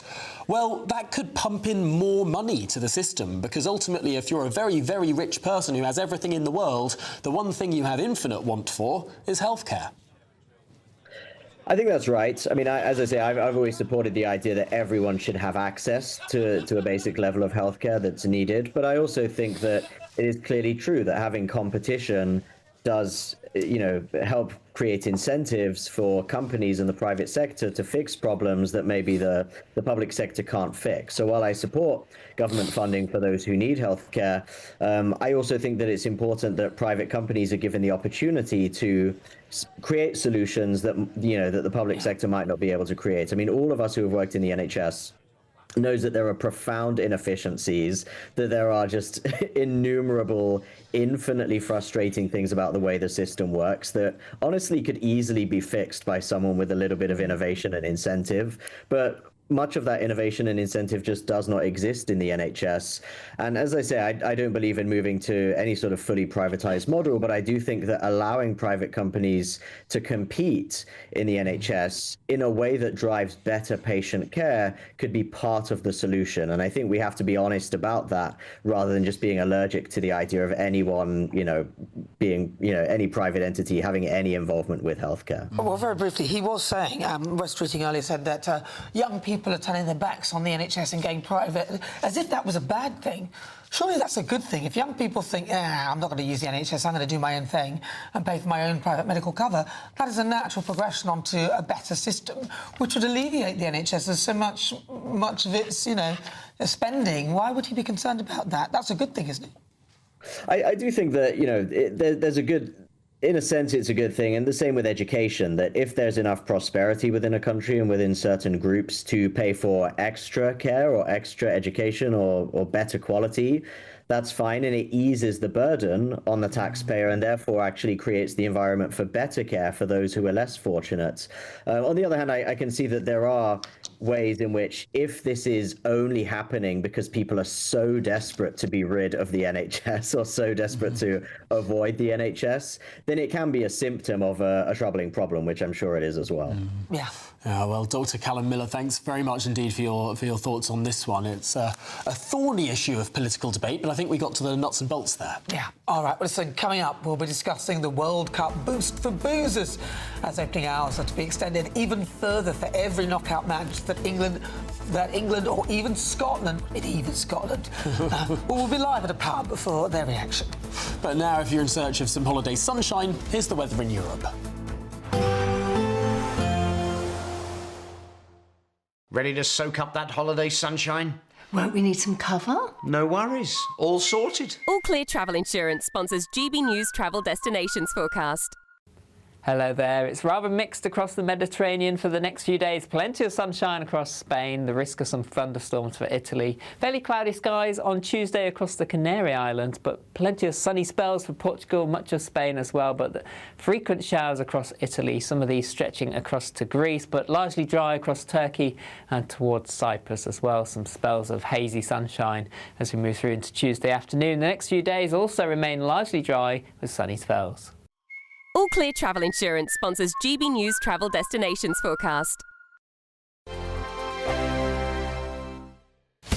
Breaking news, live updates, stories that matter. From the heart of the GB newsroom to every corner of Britain, with our team of dedicated journalists across the UK. GB News bulletins are there to deliver the latest news that matters to you. Bulletins on GB News, the People's Channel, Britain's news channel.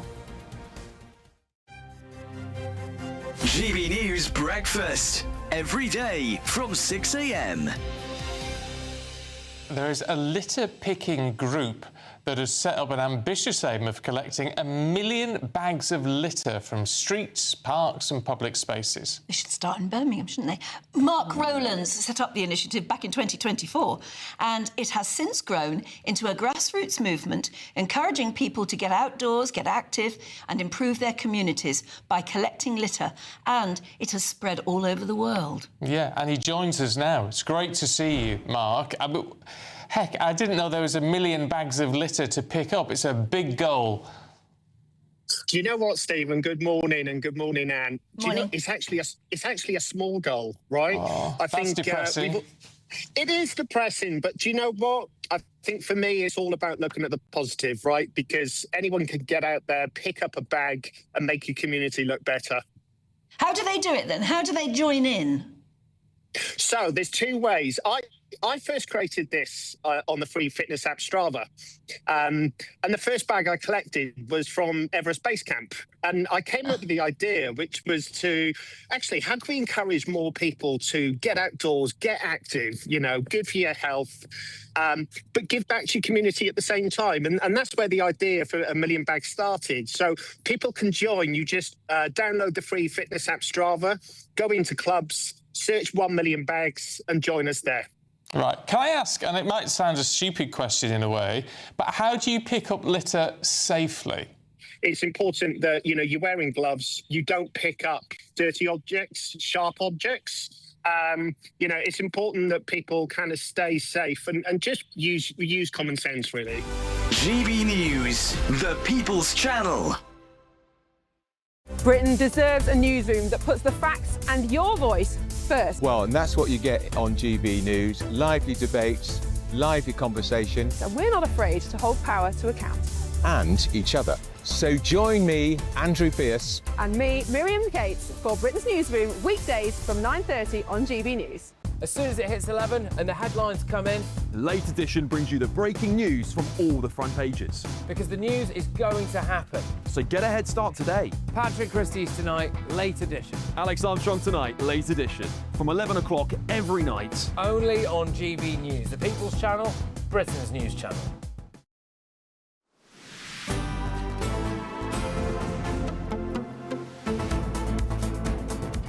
Good afternoon, Britain. It's 10 to 2, and there's great news for England and Scotland fans who want to watch their team's World Cup games this summer in the pub. Yes, boozers can stay open until 2 a.m.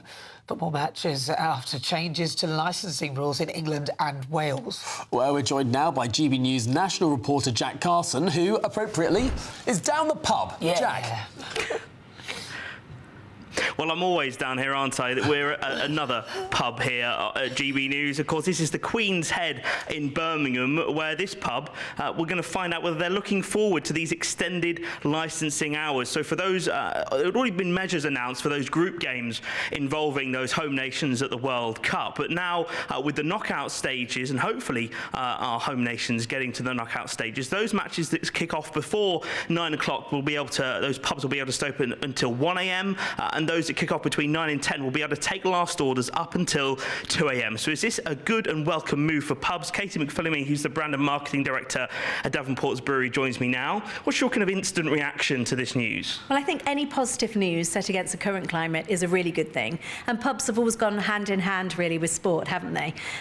So I think by cutting the red tape, allowing us to extend those hours, it will boost community spirit and hopefully give another reason why people should come together in a pub to watch it and enjoy it and cheer on their team. And you're going to be able to do that. You've got a big screen we can see in the background that helps, I guess gives you an opportunity, that investment gives you an opportunity to try, and boost trade in what you've just described as a difficult climate. Yeah, I mean, we've actually done that as a conscious decision now anyway, because rising costs, you've got to give people more reason to come into a pub, and sport and live entertainment is one of those. So investing in the screens, and hopefully people will want to. We've had a few inquiries about renting out the room for private parties for cheering people on, adding into the mix of stouty machines with teams' logos on and maybe World Cup burgers. We're literally going to maximise the opportunity. But you have to. Is that something you're feeling like you're having to move into because of obviously the climate? Now, the government offered kind of business rate relief, a package of support measures for pubs back in January. Have you felt a difference about that? I suppose given the global climate, is there a worry that you're having to capitalise on as much as you can using events like the World Cup to do that? Yeah, very much so, because operational costs have only gone one way. Energy, food, salaries, they've all gone one way, and customers can only take so much impact, so you've got to give the added value to get them to come into the pub. So, and a summer of sport, I mean, that's got to be good news. It's always good for the economy. So by cutting the red tape, so we don't have to apply for the licenses, which takes more time and more money, cutting through the red tape, but please don't let it just be that. Let's put it hand in hand with some measures that really help the legislative burden and also the soaring operational costs. So it's great news, but we'd love it to just be expanded a little bit by something that really impacts the bottom line and helps us. Right, well, Katie, thank you so much for joining us this afternoon, this lunchtime on GB News. So as you heard there, a welcome opportunity for pubs to stay open a little bit later, but could it be the summer of an open door, maybe, to some changes for pubs in the future? Oh, we can only hope so. Jack Carson, thanks very much indeed. Our resident pub reporter, really, at this point. Yes, he's having a great time, isn't he? Look, a lot of you have been getting in touch about the NHS. Wynne says a serious independent audit of the NHS finances is required. Too much money in the control of folks who might not be using it wisely or indeed squirreling it away and spending it elsewhere. Interesting. A lot of people feel the NHS does waste a lot of money. Yeah. Well, and it's counterintuitive that competition might reduce costs because you think, well, aren't you doubling up services? But look at what it's done for the Netherlands. I mean, an amazing healthcare system and perhaps one that we could look to learn from. All right, well, still to come, more reaction to the Southport inquiry findings, which has said that the attack could and should have been prevented. First, your weather.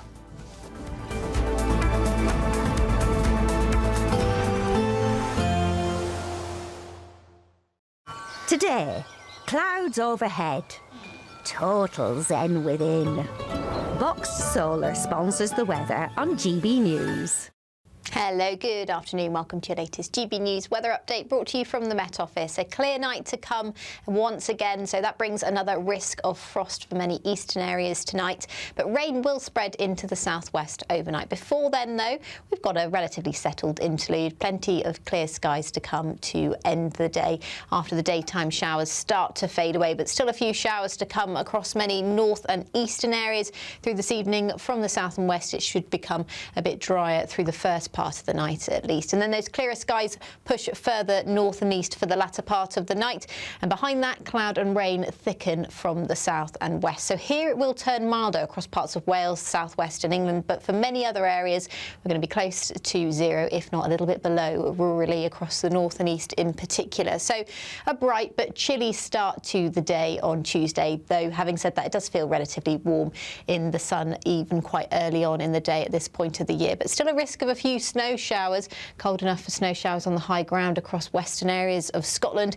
For Northern Ireland, Wales, the southwest of England, it's a very different story to start the day. Thick cloud and quite persistent rain to start the day. It will bring a milder feel, but it's going to be quite an overcast start to the day and a pretty overcast day, in fact.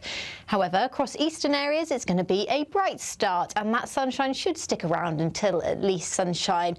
From then on, the cloud will thicken and that rain will spread in ever closer. So a greater risk of rain as we move towards the evening on Tuesday. Now, wherever you are, it's going to be a milder day on Tuesday. Temperatures quite widely in the mid-teens, if not a little bit below, across more southeastern areas. Even the north coast of Scotland seeing temperatures in the mid-teens. On Tuesday evening, a milder night to come, certainly compared to tonight, but then it turns wetter through the rest of the week. However, temperatures remain in the mid to high teens through much of the week. Have a good rest of your day. Bye-bye.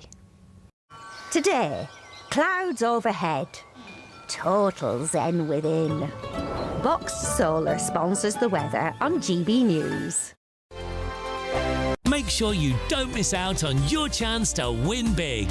One guaranteed winner will drive away with a brand new 4-berth Benivan 122 camper van, just in time for summer. You'll also get an additional £25,000 in tax-free cash. Our next winner really could be you, so secure your place in the draw today. For another chance to win a camper van and cash, text prize to 63225. One entry costs £2.50 plus one standard network rate message. Or text bonus to 63225. 5 entries cost £5 plus one standard network rate message. Go to gbnews.com/win. Entries start at £2.50. Call 0903 686 3232. Calls cost £2.50 plus your network access charge. Or post your name and number to GB20 PO Box 8690 Derby DE1 9TT. Entrance must be 18 or over. Lines close at 4 p.m. on the 1st of May. Please check the closing time if listening or watching on demand. Good luck.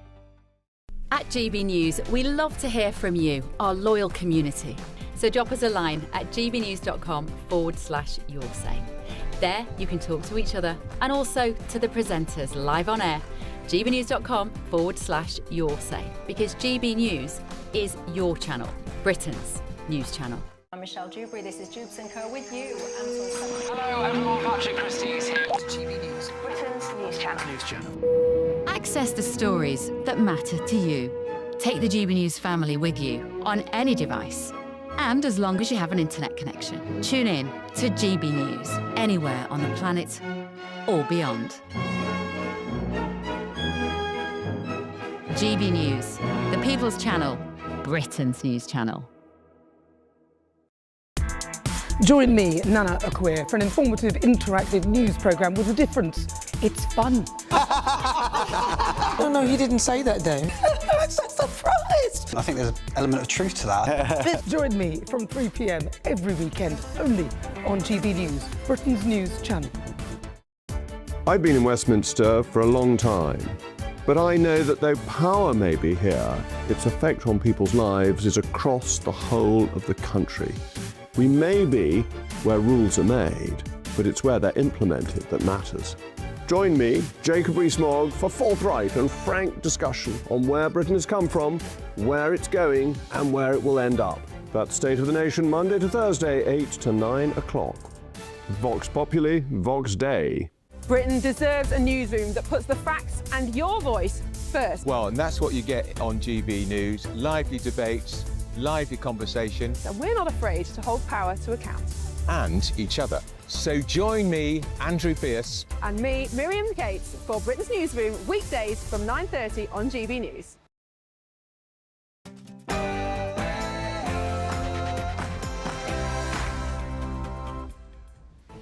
Good afternoon, Britain. It's 2 o'clock on Monday, the 13th of April. I'm Tom Harwood. And I'm Nana Akua. Breaking news. Phase 1 of the Southport inquiry findings have just been released. AR's parents bear considerable blame for what occurred. They were too ready to excuse and defend the multiple examples of his wholly inappropriate actions and the lies which he told. Well, the inquiry found that the killer's parents failed to stand up to the attacker and report the risk he posed.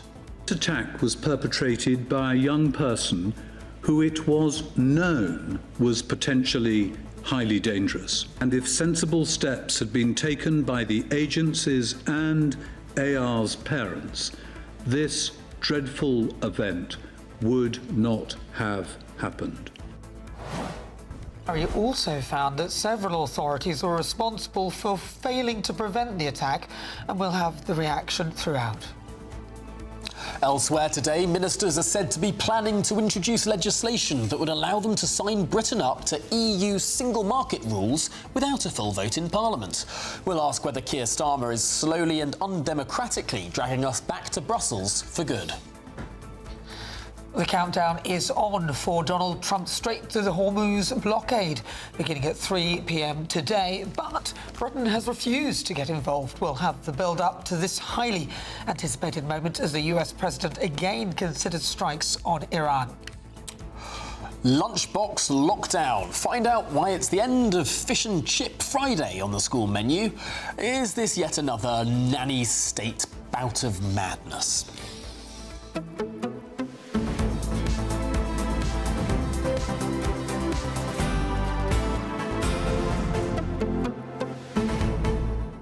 How dare they? How dare they? How very dare they? Fish and chips. Absolutely. I love fish and chips. My English son loves institution. fish and chips. But I come from a generation of school children in the early 2000s who were cruelly done away with their turkey Twizzlers, thanks to Jamie Oliver coming in and trying to make school lunches healthy. And an entire generation of people in their late 20s and early 30s, maybe even late 30s, I'm not sure, felt completely cheated out of the most delicious part of the menu. But that's just the whole point, really. The reality is they're avoiding the elephant in the room. And there are some big ones as well because they're eating too much, but they also don't do any exercise.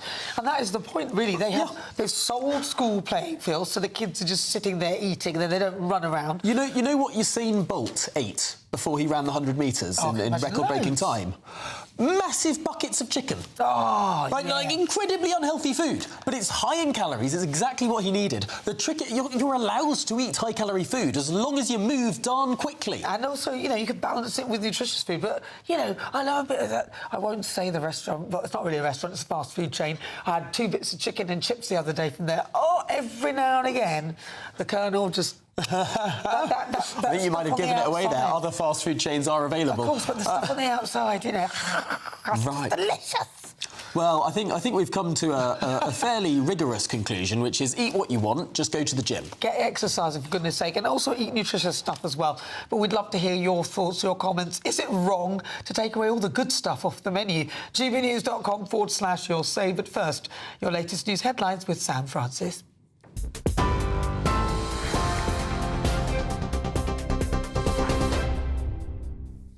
Tom, Nana, thank you very much, and good afternoon to you. Just after 2 o'clock.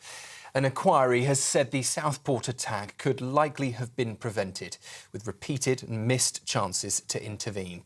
It comes after the murders of 9-year-old Alice Da Silva Aguirre, 6-year-old BB King and 7-year-old Elsie Dot Stankham in July 2024. The more than 760-page, 2-volume report makes 67 recommendations and says failures by both the killer's parents and multiple agencies contributed to what happened. The Prime Minister has said the killings were one of the darkest moments in our country's history, while Home Secretary Shabana Mahmood says the report shows a systematic failure of the state. But Sir Adrian Fulford, the chair of the report, has warned against targeting individuals and stressed this was a wider system failure. He says when a serious risk is clear, action must follow, and in this case, it didn't. I have no doubt that if appropriate procedures had been in place, and if sensible steps had been taken by the agencies and AR's parents, this dreadful event would not have happened. It could have been, and it should have been, prevented. Also this hour, with less than an hour to go until Donald Trump's blockade of the Strait of Hormuz comes into force, the US military has issued another fresh warning to ships in the area that they will be intercepted, diverted or captured if they move into blockaded areas. It follows the collapse of peace talks in Iran, with Washington preparing to block the vessels heading into and from Iranian ports. Sir Keir Starmer says the UK will not support the blockade and will not be dragged into war. He says Britain's focus is on keeping the strait open and not shutting it down, while working with allies to protect shipping and avoid further escalation. Earlier today, he spoke to BBC's Radio 5 Live and said the UK is bringing countries together to maintain freedom of navigation. We're not supporting the blockade, and all of the marshalling diplomatically, politically and capability. We do have minesweeping capability. I won't go into operational matters, but we do have that capability. That's all focused from our point of view on getting the straits fully open. I want to be really clear about that. And the reason for that is because that's the way we get energy prices down as quickly as possible. And I'm very concerned about the impact that this war is having on people back in the United Kingdom who've obviously played no part in the war, but I don't want them paying the price. Opposition parties have criticised the Prime Minister's plans to limit MPs' role in decisions on closer alignment with the European Union. Under proposed legislation, the UK could adopt certain EU single market rules, including food standards, but without a full parliamentary vote. Ministers say it's about streamlining regulation, but critics argue it sidelines Parliament. A new report says switching the NHS to a European-style insurance model would not fix its problems. The IPPR says there is no structural silver bullet and argued that the real issue is years of underinvestment, not the way the service is funded. Ministers, though, say the findings back Labour's case for reforming the NHS, not replacing it. The Health Secretary, Wes Streeting, responded to that report earlier today. The case for the NHS needs to be remade and rewon, and the NHS itself needs to modernise so it meets the needs of modern society. The choice is not change versus the status quo. I have been more honest about the failures of the NHS than any of my predecessors. The truth is that the NHS has let patients down, and despite all the improvements we're making, it is still letting too many patients down. And school dinners are facing their biggest shake-up in years, with the government planning to ban deep-fried food, sugary desserts being sharply limited and schools told to put menus online. Sir Keir Starmer says the changes are about helping children eat better and easing pressure on families. But critics say those rules will only work if schools are properly backed to deliver them. Those are the 2 o'clock headlines. More in half an hour. Now, though, let's get back to Tom and Nana.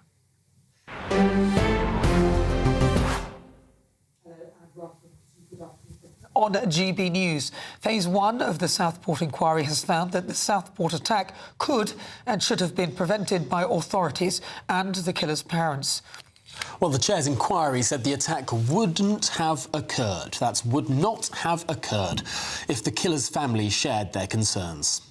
Well, in the last few minutes, Chief Constable Sasha Hatchett from Lancashire Constabulary has issued a statement in response to the publication of Phase 1 of the Southport inquiry. It said, "I continue to extend our sincere condolences to the families of the 3 children killed in the attack. AR is responsible for his devastating actions on that day, which inflicted such terrible pain. However, there is learning for all agencies involved with him over many years, including Lancashire Constabulary." Lancashire Constabulary accepts that there was an opportunity to arrest AR on the 17th of March 2022 and that we did not adequately assess the risk he posed to others. I am extremely sorry for this. I fully accept all the recommendations made for Lancashire Constabulary. Well, let's cross to Liverpool now and speak with GB News national reporter Sophie Reaper. Sophie, it's a litany of failures, failure after failure after failure.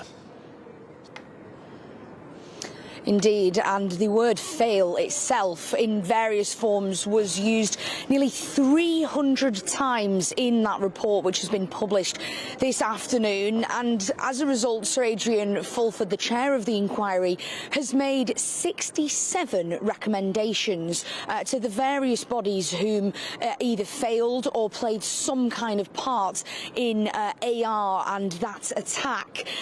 Now, you read out the statement there from Lancashire Constabulary.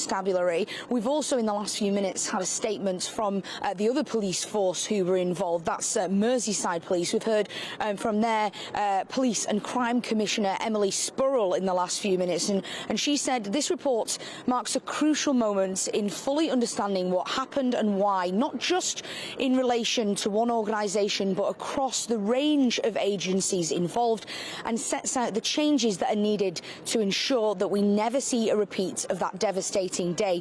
It is heartbreaking that there were so many missed opportunities to intervene. Each one was a moment where different decisions, stronger systems or better coordination could have changed the course of events and prevented this tragedy from unfolding. She also goes on to say that this is why it is vital that every organisation or agency involved engages fully with the findings, faces them openly, takes responsibility where failings are identified, and most importantly, commits to meaningful action so that future families are never left asking the same questions. The learning and recommendations in Sir Adrian's report cannot stay on the page. They must be acted on in full and implemented nationally with clear accountability and sustained oversight across all relevant agencies to ensure that nothing like this can ever happen again. And those words are words that we've heard time and time again from agencies as they've given out their statements today in the wake of Sir Adrian's report being published. They say that it can never happen again and that they're going to take full accountability and that they need to be acted on, that they can't stay on the page, that they have to be taken into account. And that's what Phase 2 of the Southport attack inquiry is all about. It's all about taking these 67 recommendations made by the chair and acting on them to try and, as all of these agencies continue to say, try and make sure that this never happens again. All right, Sophie Reaper, thank you very much. That's GB News' national reporter in Liverpool. Well, just a reminder that the Prime Minister has released a statement regarding the Southport inquiry. The statement read, "The brutal, senseless murders of Bibi, Elsie and Alice marked one of the darkest moments in our country's history. The report today is truly harrowing and profoundly disturbing. It sets out systematic failures that led to this terrible event." He continued, "I've been overwhelmed by the bravery and determination of their families, and while nothing will ever bring these 3 little girls back, I'm determined to make the fundamental changes needed to keep the public safe. I will do everything I can to honour the memory of Bibi, Elsie and Alice." Well, joining us now is Police and Crime Commissioner Danny Shaw. Danny, we see this sort of systematic failure constantly, so the lack of connection between the different entities that are supposed to report, so, you know, prevent, and then all those other agencies. There's no cohesion, there's no linking them all so that that information can be passed through so that the right channels, the right thing can be done. That is the most maddening thing about this affair and about how Axel Rudikabana fell through the cracks is that there were systems there, there were organisations there. He was referred to a number of different agencies and bodies. This was not something that came out of the blue, out of a clear blue sky. It was something that had been warned about on multiple occasions, and yet every agency sort of passed it between themselves. I think Sir Adrian Fulford, who led the inquiry, talked about a merry-go-round of referrals between the agencies. He said no one stood up and accepted responsibility. And even though you can make a case for, say, well, he didn't quite fit the remit for this particular organisation or that particular programme, you just read the report and you think, why did no one stand up and say, this is a really damaged, violent individual who poses a severe risk? I will take responsibility for ensuring that there is intervention where required, even though it might not quite fit the remit of my organisation. It was like a tick box exercise. Every organisation did what they needed just to tick that box to say, we've done that, we've referred that, we've moved it on. It is an absolute indictment of the system that we've got up. And the last thing we need is more agencies or more programmes or more guidance to try and mend that. It needs a culture change. It needs people to stand up and take responsibility, because there were individuals who were crying out, who were saying, this individual needs looking at. He is a real concern. It is shocking to see just how many points of failure there were. I mean, if any one of the suggested interventions were made at any one of the times when they could have been made, whether it was the arrest, whether it was the parents being, whether it was the parents even telling any authority about the empty knife packaging on the day of the attack. I mean, there are so many points of failure right up until the hours before the attack, and every single one of them broke. Yes, and I think Sir Adrian Fulford is very balanced in his criticisms of the parents. He has some sympathy for the situation they found themselves in, with a near reclusive son who had this fascination and extreme violence, who was spending his whole days just on the internet, who was bullying, who was threatening, who was non-compliant, and what a difficult situation that must have been for them, and indeed for any parent faced with that. But he is also very critical of their failure to share information with the authorities and alert them to the warning signs that were there, and particularly with his, ordering knives and so on. And had they done that, there would have been a very different course of action. I'm sure at that point, the authorities would have stepped in, he would have been taken into care, and this wouldn't have happened. So the blame absolutely has to go to the parents as well as those agencies that failed to act. And yet there was more concern in the main with AR's welfare than the pose that he risked to the public. And we see that time and time again.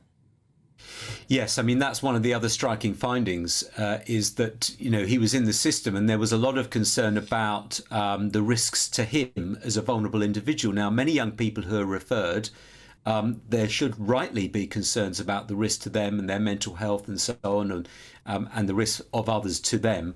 But in this case, this was a young man who was carrying knives, who admitted carrying knives on multiple occasions, excluded from school, convicted of actual bodily harm. I mean, he posed a risk to other people. Yeah. His autism diagnosis was used as an excuse. Yeah. The inquiry judge said by some agencies, he's behaving like that because he's on the autism spectrum. And as the inquiry judge rightly points out, autism, is not the reason why these things happened, but there is an increased risk with an autism diagnosis with an individual of this character, and that wasn't taken into account. And these are cultural issues that need to be addressed, which is hard to tackle. These are not about introducing a new process. Please, I say to the authorities, don't introduce another process, more guidance. It's cultural change. And it's yet, people stepping up, taking responsibility.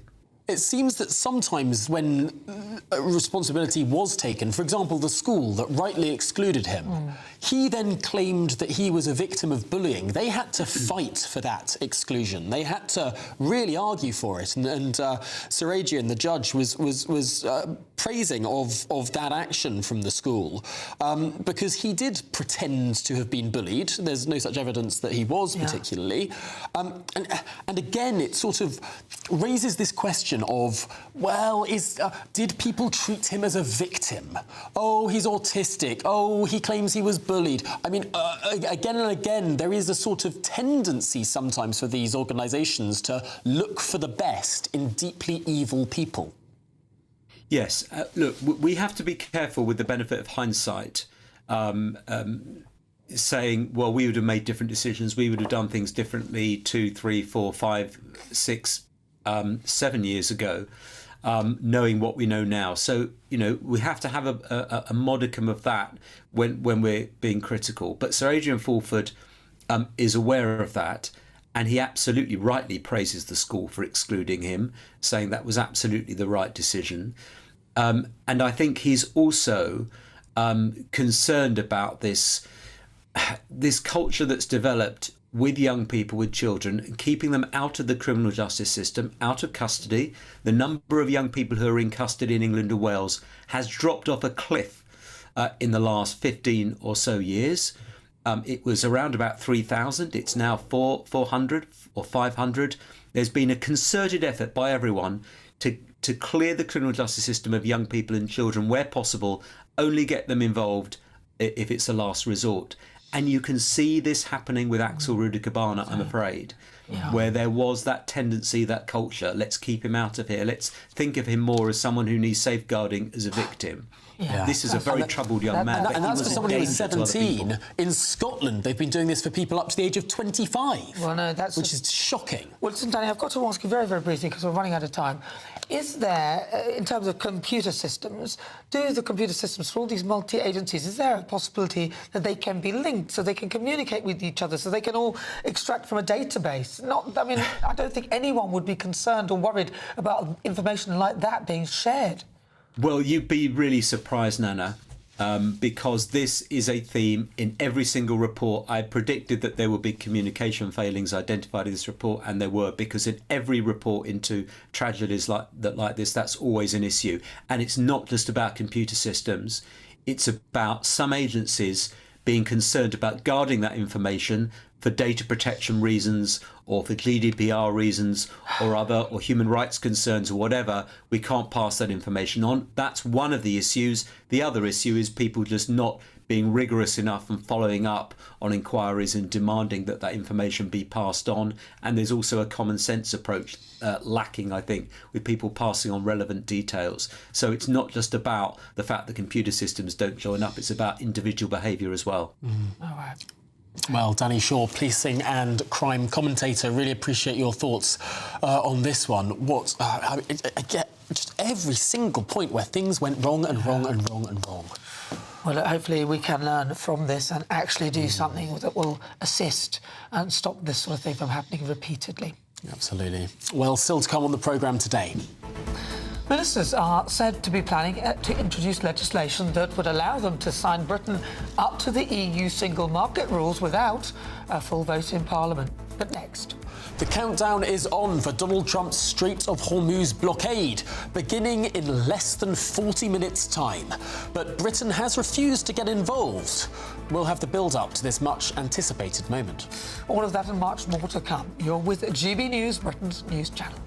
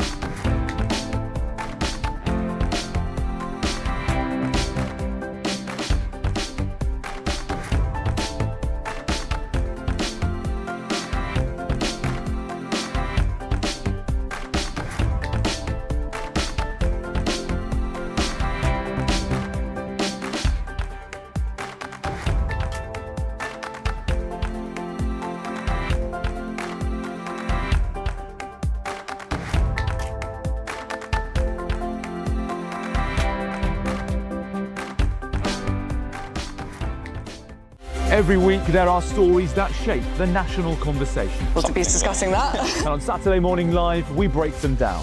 Is that true? This is fascinating, isn't it? The politics, the headlines, the debates everyone's talking about. And the questions that you want answered. Do you think that was a legitimate attack for him to make? What led you to set up this fantastic movement? You know what? It's a great question, Olivia. So what are you waiting for? Your weekend starts here. Saturdays at 10 a.m. only on GB News.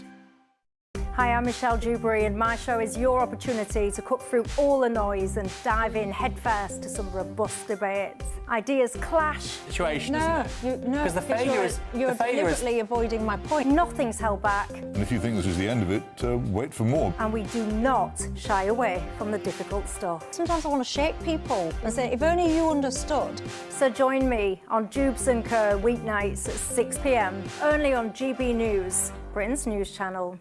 From cold mornings to warm family brunches. From football to tennis in the car. In the kitchen. GB News Breakfast is there. With the stories you need and the conversations that matter. Anyway, let's talk business. Well, it has been a historic night in British politics. It's astonishing, isn't it? We're here again to start your day just right. GB News Breakfast. Every morning from 6 a.m. Only on GB News. Britain's news channel.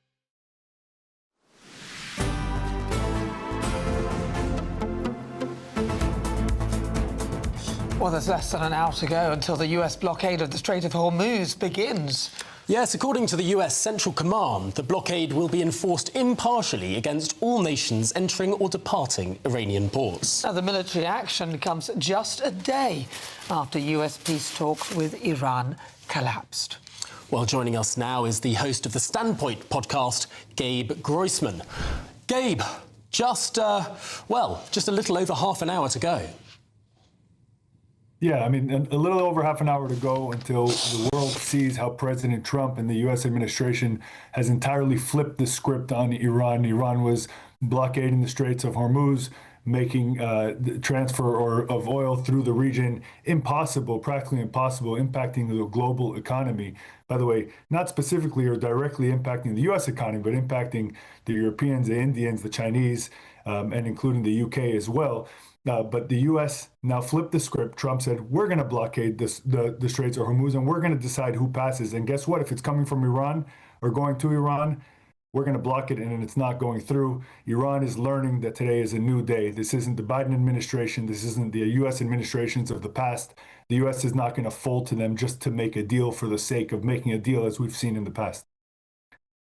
The UK are apparently not getting involved. They're not sending ships, but I think that's possibly because we don't have any. But we're sending minesweepers, which is going to be very useful, I suspect, there. In doing that, are there support from other nations helping with the blockade? And is the plan for Donald Trump to clear the straits of all these mines so that he can then take charge of it, really? I'll start by saying that as an American, it saddens me to see that one of our greatest allies of all time, England, the United Kingdom, no longer appears to have our back. We saw the statement this morning from Keir Starmer, exactly as you're saying, sort of they're not going to get involved. They'll send some minesweepers. That's not the action of the U.S.'s oldest, longest standing ally, the United Kingdom. And that's something that's painful to see as an American. And I hope that we see change there. Israel is obviously standing by the United States. What the United States has been doing is directing its own tankers through the Straits of Hormuz to be able to show other ships the way to get through, to make sure that they're not going to hit any mines. But other than that, I don't think the United States expects any other country other than Israel to stand by its side. They haven't thus far, and nothing's going to change. Disappointing, and yet people in this country are deeply concerned about the rising cost of oil, the rising price of fuel, and ultimately this blockade will simply contribute to that rising price. This one, yeah, that's a concern, but I actually disagree, because I think the other playbook that we've seen time and time again, and we've seen actually the 60 nations get together saying that they're going to, when this is over, they're going to go to Iran and they're going to work out a deal with Iran. I think all the Iranians see there are dollar signs, right? The United Kingdom, Europe, India, etc., going back to Iran saying, how can we do business together? How can we let you make money and continue to reign terror around the world. That's what's happened in the past. The U.S. is saying now that's not what's going to happen. We're going to have peace through strength. We've seen it work in the past now through the last Trump administration. We're seeing the Gulf states stand alongside the United States and Israel, maybe not militarily, but politically. We're seeing Saudi, the UAE, etc., standing there with them. And we are going to see a change because Iran, if you dig in a little bit of the impact that this blockade could have on them economically, it is absolutely crippling in a time where they are already crippled. So they're going to have to understand that whatever's left of the Iranian regime is going to have to understand that President Trump is not playing around. And if they want to live to see another day, they're going to have to come to the table. And coming to the table means no more enriching uranium, no more funding Hezbollah and Hamas and the Houthis, and just let everybody move on with their lives, open the Strait of Hormuz, and we will see another day. And you know who's going to benefit from that? The entire world. Those standing with the United States and those not standing with the United States, they'll all benefit from that. And the truth is, only time will tell. What are the Americans saying about this? Because in general, I mean, from where we're sitting and from where I'm standing, it sounds like America is not really behind Donald Trump. Yeah, look, it's a good question. I'm so sorry, I'm going to have to interrupt you. We're going to go live to Liverpool, where there's a statement from the families of victims of the Southport massacre. This must not happen again. Today's report is an important point in this inquiry. We thank Sir Adrian Fulford and the inquiry team for their commitment to identifying a true chronology. The report makes for disturbing reading among the litany of issues, including the moral failure of AR's parents to warn authorities about weapons, their obstructive behaviour, and in some circumstances, their dishonesty. Where state agencies were involved, there was a disturbing lack of clarity as to who, if anyone, was the lead agency managing the risk AR posed to others. The lack of accountability from online retailers and the ease with which weapons can be purchased. It is clear there is a need for whole-scale system reform across health and social care, education and policing. As Sir Adrian Fulford has said, the findings of this inquiry are disturbing and frankly depressing. Our calls for organisational and individual accountability must be heard. They must be acted upon. Now that we have reached the end of this inquiry's first phase, the families of the survivors remain focused and committed to the recovery of their children. They want to create spaces where they can process and come to terms with what has happened to them by talking about what they went through. They want to make sure their daughters' voices and experiences are heard so that they can feel safe to express their grief and heal from their trauma. We move forward to phase 2 with the hope and expectation that these recommendations will be actioned and that change will follow. That is the legacy that our children deserve. Could you just say your name and where you're from? Yeah. My name is Nicola Ryan Donnelly from Fletcher's Solicitors. Thank you. Thank you. So that was there you have a statement with regard to for the families in terms of how this has been received. 67 recommendations, of course, and the families praying that this sort of thing, all of these will be taken on and that this will never happen again. Well, it's such a shocking situation. I remember reporting it on the day that it happened, and it was just sort of drips and drabs of information coming through. We all know the families of the 3 girls who died, but there were many more who were injured, many yes. severely injured with life-changing injuries. It's quite right that we're keeping their names private for their own rights, but my goodness me, a really terrible event. Really terrible. Listen, it will stay with us. It is just gone 33 minutes after 2 o'clock, still to come. Ministers are said to be planning to introduce legislation that would allow them to sign Britain up to EU single market rules without a full vote in Parliament. Is the Keir Starmer ditching democracy in favour of the European Union? Well, this is GB News.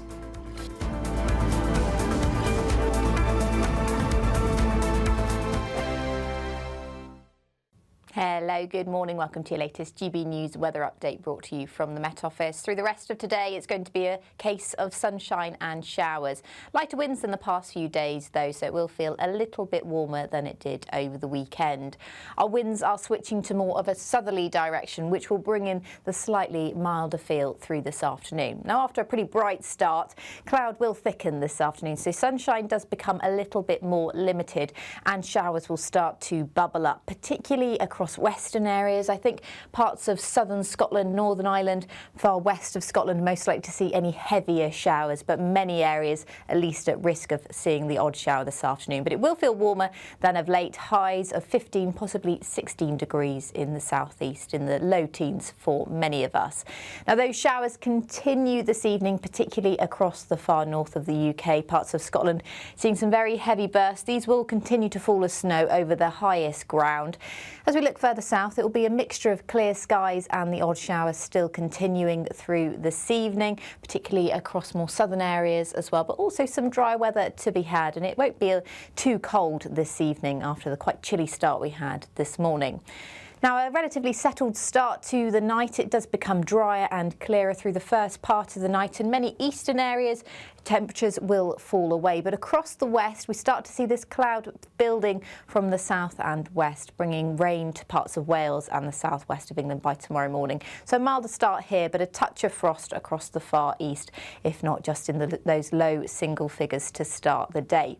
So a settled start to the day for many eastern areas, a good amount of sunshine for many of us, but by lunchtime, the cloud will thicken once again, and that rain starts to spread in from the south and west, bringing with it milder air, but also quite a lot of drizzle, particularly across the coast and high ground as well. So please take care. Bye-bye.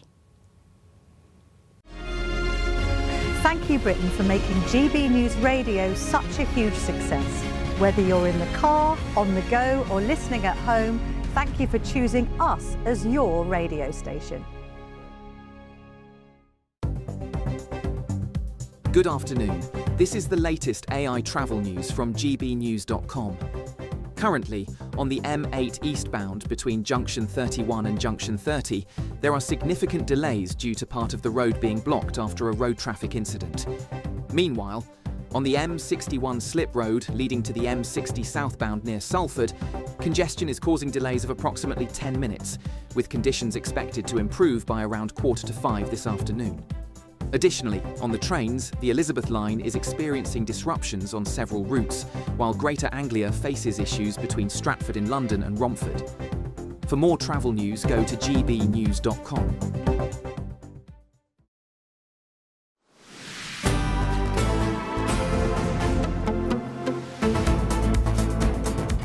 Good afternoon, Britain. 37 minutes after 2 o'clock.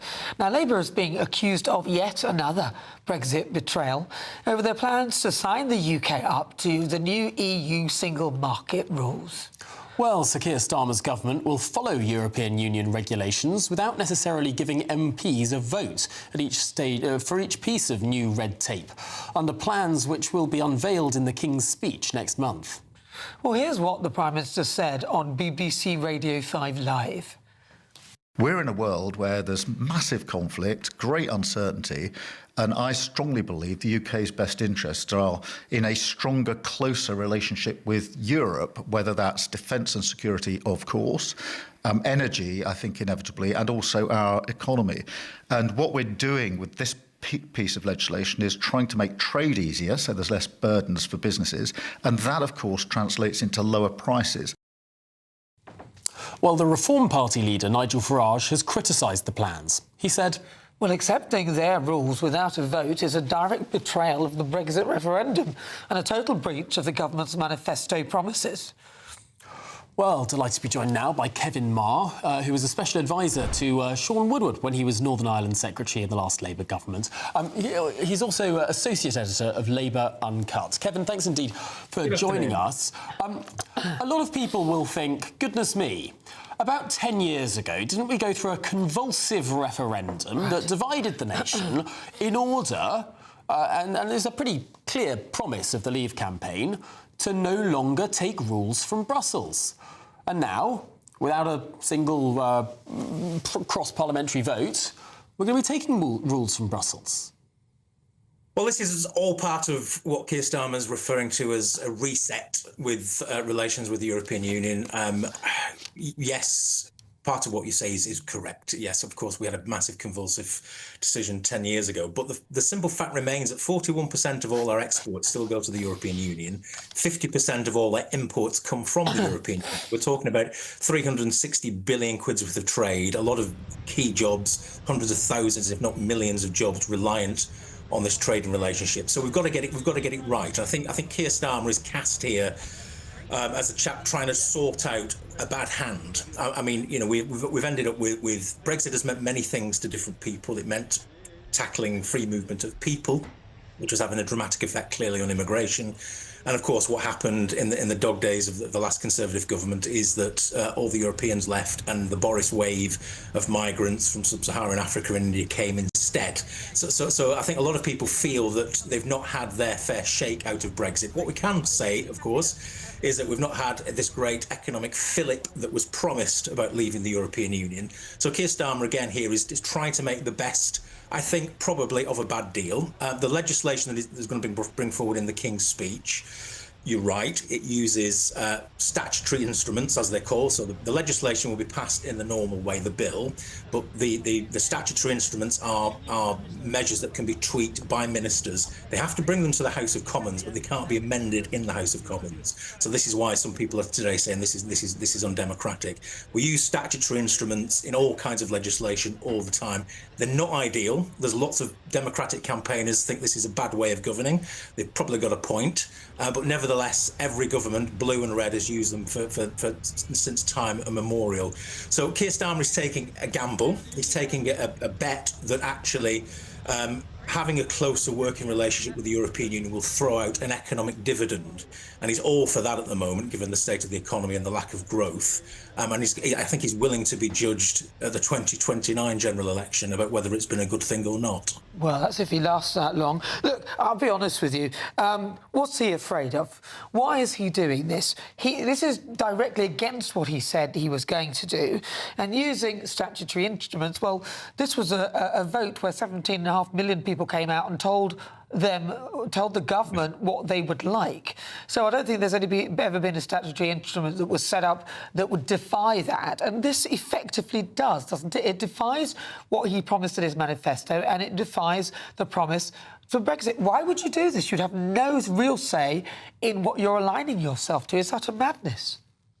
But I mean, the Labour manifesto is clear that there's no re-entry to the single market, and this is not re-entry to the single market. This is what's known as dynamic alignment. It's one of those. You just changed the words. Well, it's one of those kind of dreadful phrases. It means absorbing some of the regulations, some of the diktats, some of the red tape. Yes, it does mean that. But you've got to ask yourself, in a sense, why is he doing this? Keir Starmer's in-tray must be deep enough as it is. Why create another problem? And he and other ministers are lobbied constantly from businesses and from industry leaders that do business in Europe to say, this is what we want, this is what we need. We need the surety to be able to make sure that our trading relationships with the European Union single market work effectively. And the further we are away from it, the more disjointed that relationship is, the less trade is done, the bigger the economic hit we will face, the fewer jobs we will have as a result of it. So as I say, Starmer's taking a gamble that says some people will see this as Brexit betrayal. I mean, you know, getting the cue really on that one. I mean, Boris Johnson certainly betrayed Brexit before anybody else did. But he's taken the judgment that actually this will be good for jobs. It'll be good for the economy. He'll take the medicine and be judged on it in 2029. I seem to remember Boris Johnson got us out of the European Union, but that's by the by. You mentioned earlier 50% of our trade is with the European Union, more or less. And that's true. But that also means that 50% of our trade is not with the European Union. And that's of the 20% of our economy that is foreign trade. I mean, most trade is domestic trade. It's about 80% of our trade is domestic. So we're really talking about 10% of our economy when we're talking about the 50% of foreign trade that is with the European Union. Why should the 10% of our economy regulate the other 90%? Well, I mean, potentially there's in that dreadful phrase, there's a best of both worlds scenario here where we are still able to strike bilateral trade deals with other countries because we are outside the European Union, but also... Well, that's on tariffs. This is on regulation.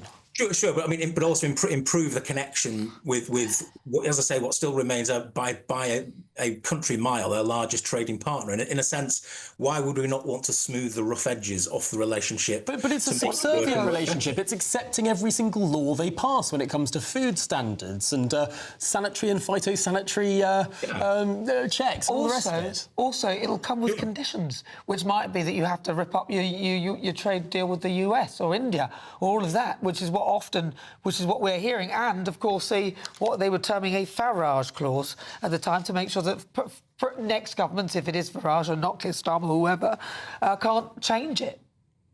Well, I think that's unlikely. I think that we can't bind future government. Current governments can't bind future governments. So I mean, if another government of another political hue came in, it could go back and do pretty much what it wants. Well, but it would face not probably, if you've done the deal with the EU. And you've actually allowed the deal to go beyond the British business community, I suspect, because they're the ones pushing for this. This is not just Keir Starmer saying, let me go and pick a fight with the Daily Mail or whatever. This is British business saying this is important to be able to have a smooth working relationship with the European Union. And he judges that it's worth the aggro that he will get, I've no doubt, for doing this, but it's worth it because he needs economic growth and he needs the economy in a much better position to stand any chance of political survival at the next general election. So that's But what if it comes at the cost of deals with America, India and other countries that we've done trade deals with? Because that's the sort of conditions that the EU will slap on us to join them dynamically and align with them. We'll see. Yeah, you could be right. We'll see where it goes, and I suspect we're slightly in the realm of there's a level of uncertainty about exactly how this plays out, because we are facing two ways. We're facing out into the rest of the world, and we are facing back in towards Europe. Now, I mean, I suspect that the European Union of 10 years ago, the European Union dominated by Angela Merkel and her open door immigration policies and all the rest of it, that Europe is gone. We've got the current German Chancellor paying immigrants to go back to their countries of origin. It's a different vibe. It's a different time. There's obviously a lot of cooperation going on at the European level on foreign affairs and defence at the moment. So I suspect this relationship will be probably more harmonious than it has been in the past. We've had a very scratchy relationship with the European Union and the European community before that. That's clear enough. But I suspect we're in a slightly different realm these days, given the massive existential international threats that we all face. Well, Kevin Marr, thanks indeed for your analysis there. I suppose we'll have to wait and see just how contentious this might turn out to be. All right, thank you very much. Still to come, a lunchbox lockdown. Find out why. It's the end of Fish and Chips Friday on the school menu. Is this yet more nanny state madness? But before we get to the very English degree of fish and chips, here's the weather in Europe for a continental. Ready to soak up that holiday sunshine?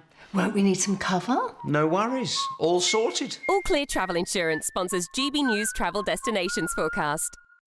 Hello there. It's rather mixed across the Mediterranean for the next few days. Plenty of sunshine across Spain, the risk of some thunderstorms for Italy. Fairly cloudy skies on Tuesday across the Canary Islands, but plenty of sunny spells for Portugal, much of Spain as well, but frequent showers across Italy, some of these stretching across to Greece, but largely dry across Turkey and towards Cyprus as well. Some spells of hazy sunshine as we move through into Tuesday afternoon. The next few days also remain largely dry with sunny spells. All Clear Travel Insurance sponsors GB News Travel Destinations Forecast.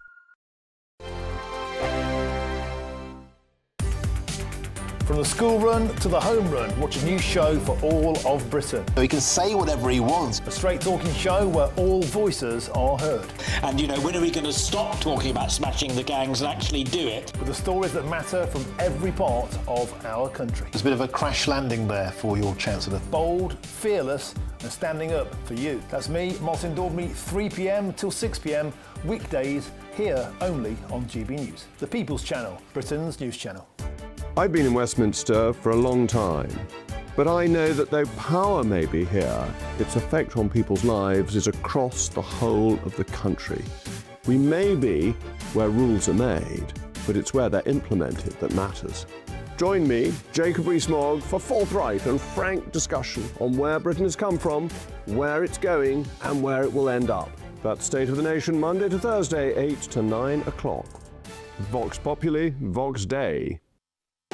You want to know what's really going on in the corridors of power? Labour don't know what to do with you half the time, and that makes you quite lethal in the chamber. Get behind the headlines with Chopper's Political Podcast. Join me, Christopher Hope, as I sit down with the great and the good of British politics. We'll see where this ruling takes us. These are the stories shaping our nation. Chopper's Political Podcast, available now on all platforms. Listen in and stay ahead.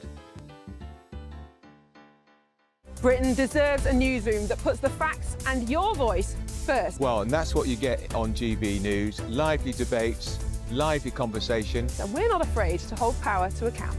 And each other. So join me, Andrew Pearce. And me, Miriam Gates, for Britain's Newsroom, weekdays from 9:30 on GB News. Bold. They are under no illusion. Ray. Are you a human trafficker? Boundless.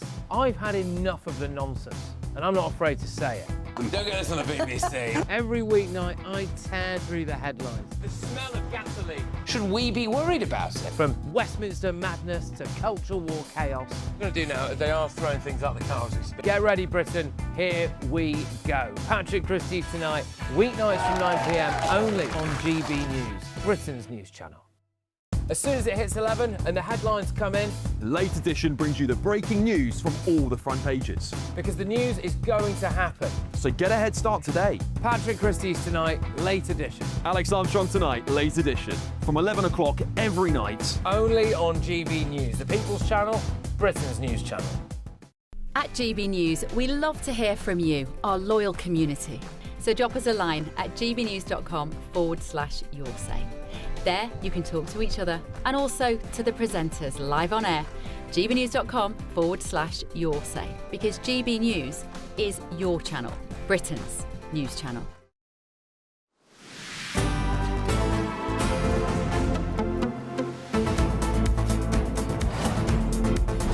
Good afternoon, Britain. At 10 to 3, there's less than 10 minutes to go until the US blockade on the Strait of Hormuz begins. According to the US Central Command, the blockade will be enforced impartially against all nations entering or departing Iranian ports. All right, well, stay with us for that in less than 10 minutes' time. But right now, the all-important school dinners in England are facing a major overhaul. Yes, new government rules will ban foods like chicken nuggets and fish and chips, as well as traditional puddings from school meals. How dare they? And the changes mark the biggest shake-up since reforms inspired by Jamie Oliver's campaign on school meals over 2 decades ago. Well, GB News' Will Godley has been asking the public whether they think the government should be deciding what our kids eat. Let's take a listen.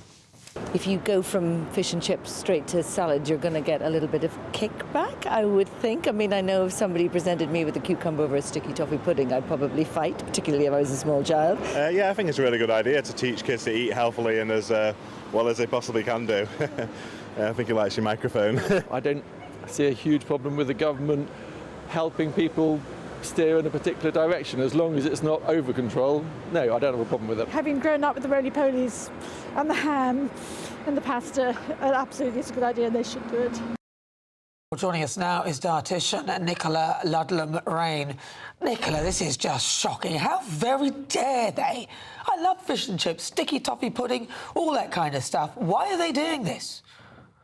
It's not a total ban. What we're going to be seeing is a limit on fried foods, and the desserts, again, are going to be limited to around once a week. As a dietitian and a mum with a 4-year-old and a 7-year-old, I do believe it's a step in the right direction. And do you know what? We've got a chance to make a big difference to the diets of children. It's around a third to half of what they eat in a typical day. And if you think 1 in 3 children are leaving primary school obese, it's a major cause, dental caries, of hospital admissions in children of school age. So we've got a real opportunity. So I think it's personally a step in the right direction. I loved the sticky toffee pudding and custard and what was it, sort of bready, cakey things that I had every single Monday through Friday in my school days. I feel a little bit sad that future generations won't be able to get that.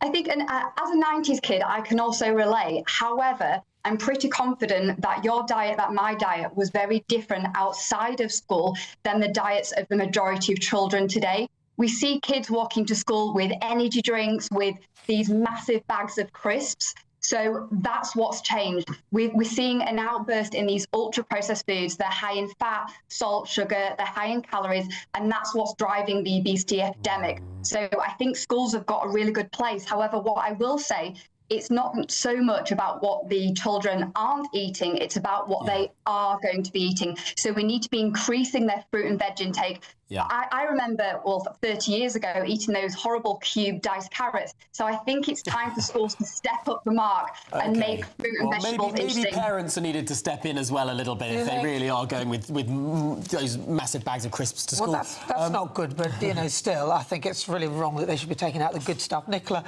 Ludlam, Rain, thank you very much. And also thank you at home for watching. This is Good Afternoon Britain. Do not go anywhere, because Martin Daubney is up next, and Donald Trump's blockade deadline is imminent.